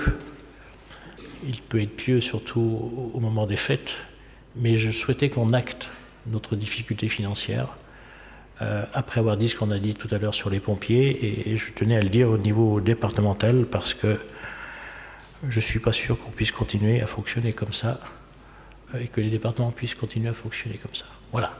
Est-ce qu'il y a des prises de parole? Monsieur Vercher, vous qui êtes rapporteur général du budget, vous devez mesurer et comprendre ce vœu.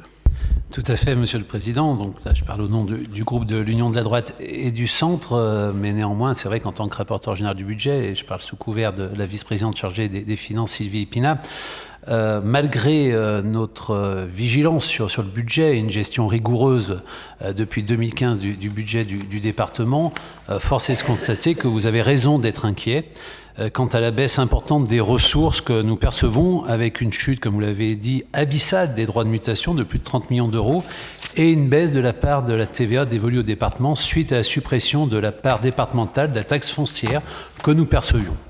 Le gouvernement avait vendu au département de France que cette ressource de TVA qui compensait allait être bien plus dynamique que les ressources issues de la taxe foncière. Force est de constater qu'il n'en est rien.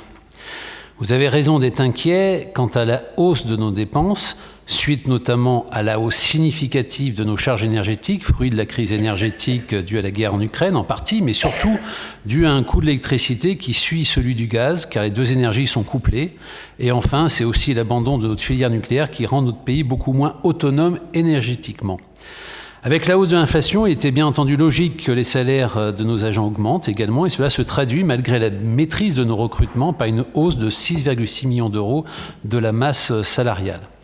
Enfin, la hausse du nombre de mineurs non accompagnés, comme vous l'avez dit, conséquence d'une politique migratoire non maîtrisée, engendre une augmentation de nos dépenses et porte le coût des MNA pour le département du Rhône à 8,8 millions d'euros. Espérons que la loi visant à contrôler l'immigration récemment votée soit efficace et qu'on en tire profit pour notre département, parce que là, la situation devient préoccupante. Mes chers collègues, de réforme après réforme, les départements ont perdu leur autonomie financière et aujourd'hui, cela les met en grande difficulté. Les départements assurent pour le compte de l'État, il faut le rappeler, des dépenses sociales obligatoires qui ne font qu'augmenter, alors même que ce même État, suite aux diverses réformes, ne leur a octroyé que des ressources aléatoires. Nous avons des dépenses obligatoires et nous avons des ressources aléatoires, et c'est un vrai souci, tels que les DMTO et la TVA, bien entendu. Ces recettes sont très sensibles aux variations de la conjoncture économique et nous permettent plus aujourd'hui de répondre à nos obligations issues de la loi. Monsieur le Président, le groupe de l'Union de la droite et du centre que je préside votera le vœu que vous présentez, car oui, il faut que l'État garantisse aux conseils départementaux une évolution des transferts fiscaux qui soit à la hauteur des charges sociales qu'ils assument pour le compte de la nation, il faut le rappeler, c'est pour le compte de l'État, et qu'enfin les départements retrouvent une réelle autonomie financière. Espérons donc, à la veille de Noël, que ce vœu soit entendu par le gouvernement, mais j'en doute un peu, malheureusement, mais on le verra pour la présentation du budget avec Sylvie, cela sera très difficile en 2024, et s'il n'y a pas une réaction du gouvernement, ça sera encore plus compliqué pour les années futures. Merci de votre attention. Oui, d'abord je vous remercie parce que notre groupe a été totalement associé à la rédaction de ce vœu, donc je commencerai par la conclusion. Nous voterons aussi ce vœu. Patrice vient de reprendre tous les éléments pratiquement qui sont inclus dans le vœu, les augmentations de dépenses, que ce soit en frais de personnel, en MNA, en conséquence de l'inflation et notamment de l'augmentation de l'énergie, et puis a repris cette phrase qui symbolise bien notre problématique, dépenses obligatoires. Moi, j'aurais tendance à dire qu'on a des dépenses à caractère social et qu'on ne peut pas jouer avec le social. C'est de l'ADN de notre collectivité. Nous ne pouvons pas faire fluctuer comme ça, au gré de la conjoncture économique, des dépenses qui s'adressent aux plus fragiles, que ce soit les personnes en situation de handicap, que ce soit les personnes dépendantes, âgées, ou que ce soit, bien entendu, ceux qui sont dans des difficultés économiques ou d'exclusion importantes. Alors, n'oublions pas que plus de 50% de notre budget est consacré à ces actions-là, et que ces personnes en face, ce sont des personnes fragiles, à qui on ne peut pas dire, bah tiens, cette année, on va faire plus, on va faire moins en fonction d'éléments économiques autres.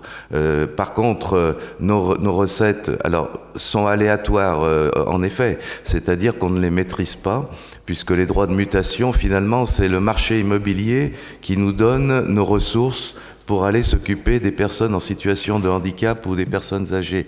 On voit bien qu'il y a une déconnexion complète entre le montage et la logique actuelle des recettes d'une collectivité comme la nôtre, qui devraient être des recettes pérennes, des recettes adaptées aux enjeux qui sont les nôtres, aux compétences qui sont les nôtres, et puis nos dépenses qui, elles, sont pour la majeure partie des dépenses contraintes et sociales. Peut-on ne pas subventionner, comme nous l'avons voté tout à l'heure, augmenter nos dotations aux collèges quand les collèges voient leur coût énergétique de viabilité augmenter? Comment imaginer que dans notre compétence, on ne soit pas contraint de le faire? Donc je rejoins tout à fait la conclusion de Patrice Verchères et les termes de votre vœu, Monsieur le Président, c'est-à-dire nous sommes dans une collectivité qui avons des engagements pour la nation et nos habitants uniques est essentiel. On s'occupe, vous avez l'habitude de le dire, de la naissance, ou même avant la naissance jusqu'au dernier souffle de vie. Nous accompagnons tous les plus fragiles, quelle que soit la cause de cette fragilité, et à côté de ça, on ne nous considère pas notre niveau au niveau de l'organisation fiscale nationale, et je crois que c'est important, à travers un vœu, que ce soit des élus de terrain qui le fassent remonter, bien sûr au gouvernement et également à ceux qui votent les budgets et les lois, c'est-à-dire nos parlementaires. Merci, Monsieur le Président. Peut-être pour conclure, je voudrais tous vous remercier parce que je sais que dans la conception des budgets actuels, vous êtes conscient des difficultés qu'on traverse et vous avez fait des efforts. Il manque encore 4 millions à trouver. On a trouvé déjà 6. Ce qui est important, sur un budget de 600 millions, ce qui est important. À côté de ça, on a des dépenses à laquelle on ne pourra pas se soustraire. Le social qui a augmenté, la crise Covid, c'est 37% de faits signalés enfants maltraités. Je veux dire, c'est les emplois qui ont été générés. On a un allongement de la vie, un monde du handicap qui vit aussi plus longtemps, et puis cet afflux de MNA qui est difficile à tenir. On n'a même plus la capacité de les loger dans le Rhône, puisque pour la première fois, j'étais obligé de demander à un département voisin d'en accueillir, ce qui, je remercie mon collègue de la Loire. Voilà, c'est une vraie difficulté. Je le dis ici, je ne ferai pas partie des présidents de département qui n'appliqueront pas la loi. Elle a été votée, elle sera appliquée ici, parce que ce n'est pas un ancien parlementaire qui va aller faire une motion contre un texte. J'ose espérer que le Conseil constitutionnel rendra un avis, mais pas un service. C'est un sujet, regardez les sondages, et que ça fasse plaisir ou pas plaisir à certains, ce texte a été voté et on l'appliquera nous ici. Alors peut-être qu'il y a peut-être des regards particuliers. Je rappellerai aussi que ça ne touche pas les gens de la Communauté européenne. Ce qui fait beaucoup de gens. Voilà, en tout cas, merci de votre soutien. Je mettrai le vœu aux voix, mais il nous faut encore travailler, retravailler, pour faire en sorte qu'on puisse avoir un budget qui puisse répondre aux attentes, pas les nôtres, c'est des habitants du Rhône tout simplement. Merci, je mets le vœu aux voix. Est-ce qu'il y a des abstentions? Pas d'abstention, pas de vote contre, il est adopté à l'unanimité. Nous en avons fini de l'ordre du jour. Est-ce qu'il y a des demandes de... Monsieur le maire de Condrieu, vous voulez nous inviter à boire l'apéritif? Écoutez, la prochaine fois, c'est promis. Bon. Je m'y engage. Les promesses, non. Il y a ceux qui les croient, c'est ça. Hein? Ouais. Mais vous savez que je les tiens. Vous tenez...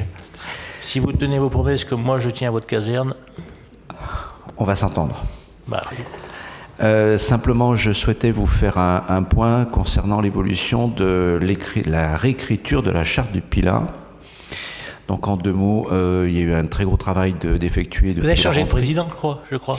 Oui, tout à fait. C'est M. Charles Ziliox maintenant, qui est le maire de Bessay, et qui est donc président du Parc du Pilat, à la place d'Emmanuel Mandon, qui a été élu député.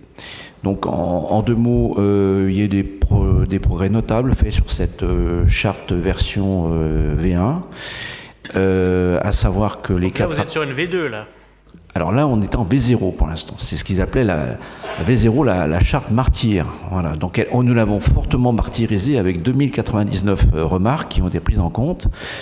Donc nous avons maintenant une charte qui a quand même une certaine consistance, si je puis dire, dans laquelle figure la demande de déclaration pour l'UNESCO, ce qui était demandé, le fait que nous ayons 4 appellations contrôlées, et nous parlons même de la Rigotte de Condrieu.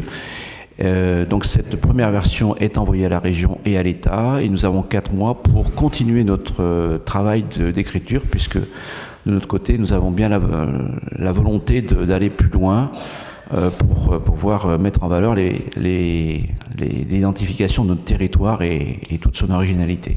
Voilà. Les 2 agents, c'est bon. Le jour de la séance. Bien. S'il n'y a pas de prise de parole, je vous dirai peut-être quelques petites annonces paroissiales. Nous nous retrouverons le 16 février à Anse pour une séance décentralisée. Monsieur le maire de Anse, merci de nous accueillir dans ce beau canton. Je demande de réfléchir à ceux qui voudraient nous recevoir pour la prochaine séance décentralisée qui se situe toujours au printemps. Il faut anticiper souvent. Les vœux du département conjoint avec Madame la préfète sont le 10 janvier dans les salons en haut. Et les vœux aux agents, c'est le 16. En parlant des agents, moi je voudrais, puisque c'est la dernière séance de l'année, leur redire merci pour ce qu'ils font. Cette collectivité, comme toutes les collectivités, ne fonctionnerait pas sans eux. À travers vous, monsieur le directeur, c'est toutes vous déjà, mais tous ceux qui sont à vos côtés, à nos côtés, que ce soit dans le social, que ce soit sur les routes, que ce soit dans les bureaux, que ce soit aux finances, qui sont là matin, midi et soir, et j'ai une pensée particulière pour ceux des routes. Parce que c'est 24 heures sur 24, je suis destinataire de toutes les interventions au quotidien. Je voudrais leur dire merci pour ce qu'ils font, parce que l'accident, la neige c'est toujours le dimanche après-midi. Voilà. Et l'accident, c'est quand on n'y attend pas, qui sont parfois dramatiques, et nos agents sont là, à côté des gendarmes et des pompiers. Leur dire merci globalement à tous les agents qui font que cette collectivité est une belle collectivité, même si elle s'interroge sur son fonctionnement en termes de finances, et ça c'est légitime. Mais si on n'a trouvé que 10 millions, c'est qu'on a aussi une belle politique, et elle est due aussi à vous et à ce qu'on fait globalement. Cette collectivité revient de tellement loin en termes d'organisation, parce que c'est la seule de France à statut particulier à côté de la métropole, hein, et tellement loin en termes de finances. Je disais un mot tout à l'heure à Gérard Collomb, mais de Gérard Collomb, pardon, mais rappelez-vous ce qu'étaient nos finances sur le mandat d'avant, et on est sorti de tout ça, donc c'est une œuvre collective. Donc, pour ceux que je ne reverrai pas, belle fête de Noël, et puis belle fête de fin d'année, et puis on se reverra bien sûr l'année prochaine pour de nouvelles aventures. Merci à la presse, parce que c'est important. Bravo pour ce beau papier que vous avez fait, monsieur le journaliste, parce qu'il est intéressant, mais en plus il est bien. Et il est bien parce que vous allez me dire qu'on n'a que les journalistes qu'on mérite, mais vous avez la double peine, parce que vous écrivez bien, puis après, ceux qui reprennent et qui n'ont pas fait le boulot. Vous voyez ce que je veux dire? Je vise un journal que vous connaissez bien, qui est votre meilleur ami, mais c'est quand même, vous vivez dans un monde assez particulier. Mais en tout cas, bravo, parce que ce papier était assez excellent. À côté de vous, ne pas oublier les correspondants de presse qui font aussi vivre, je dirais, l'information locale, qui est importante. Merci, vous êtes tous ceux qui sont ici présents, à nous inviter dans la partie haute de ce bâtiment. Vous avez compris qu'il va falloir le restaurer, que ça va nous coûter cher, donc on va commencer par se restaurer nous. Et puis, je pense que ça doit être un menu différent à l'aune de ces fêtes. Et on se retrouve dès que vous avez fini la séance est levée, close, et elles sont finies pour l'année.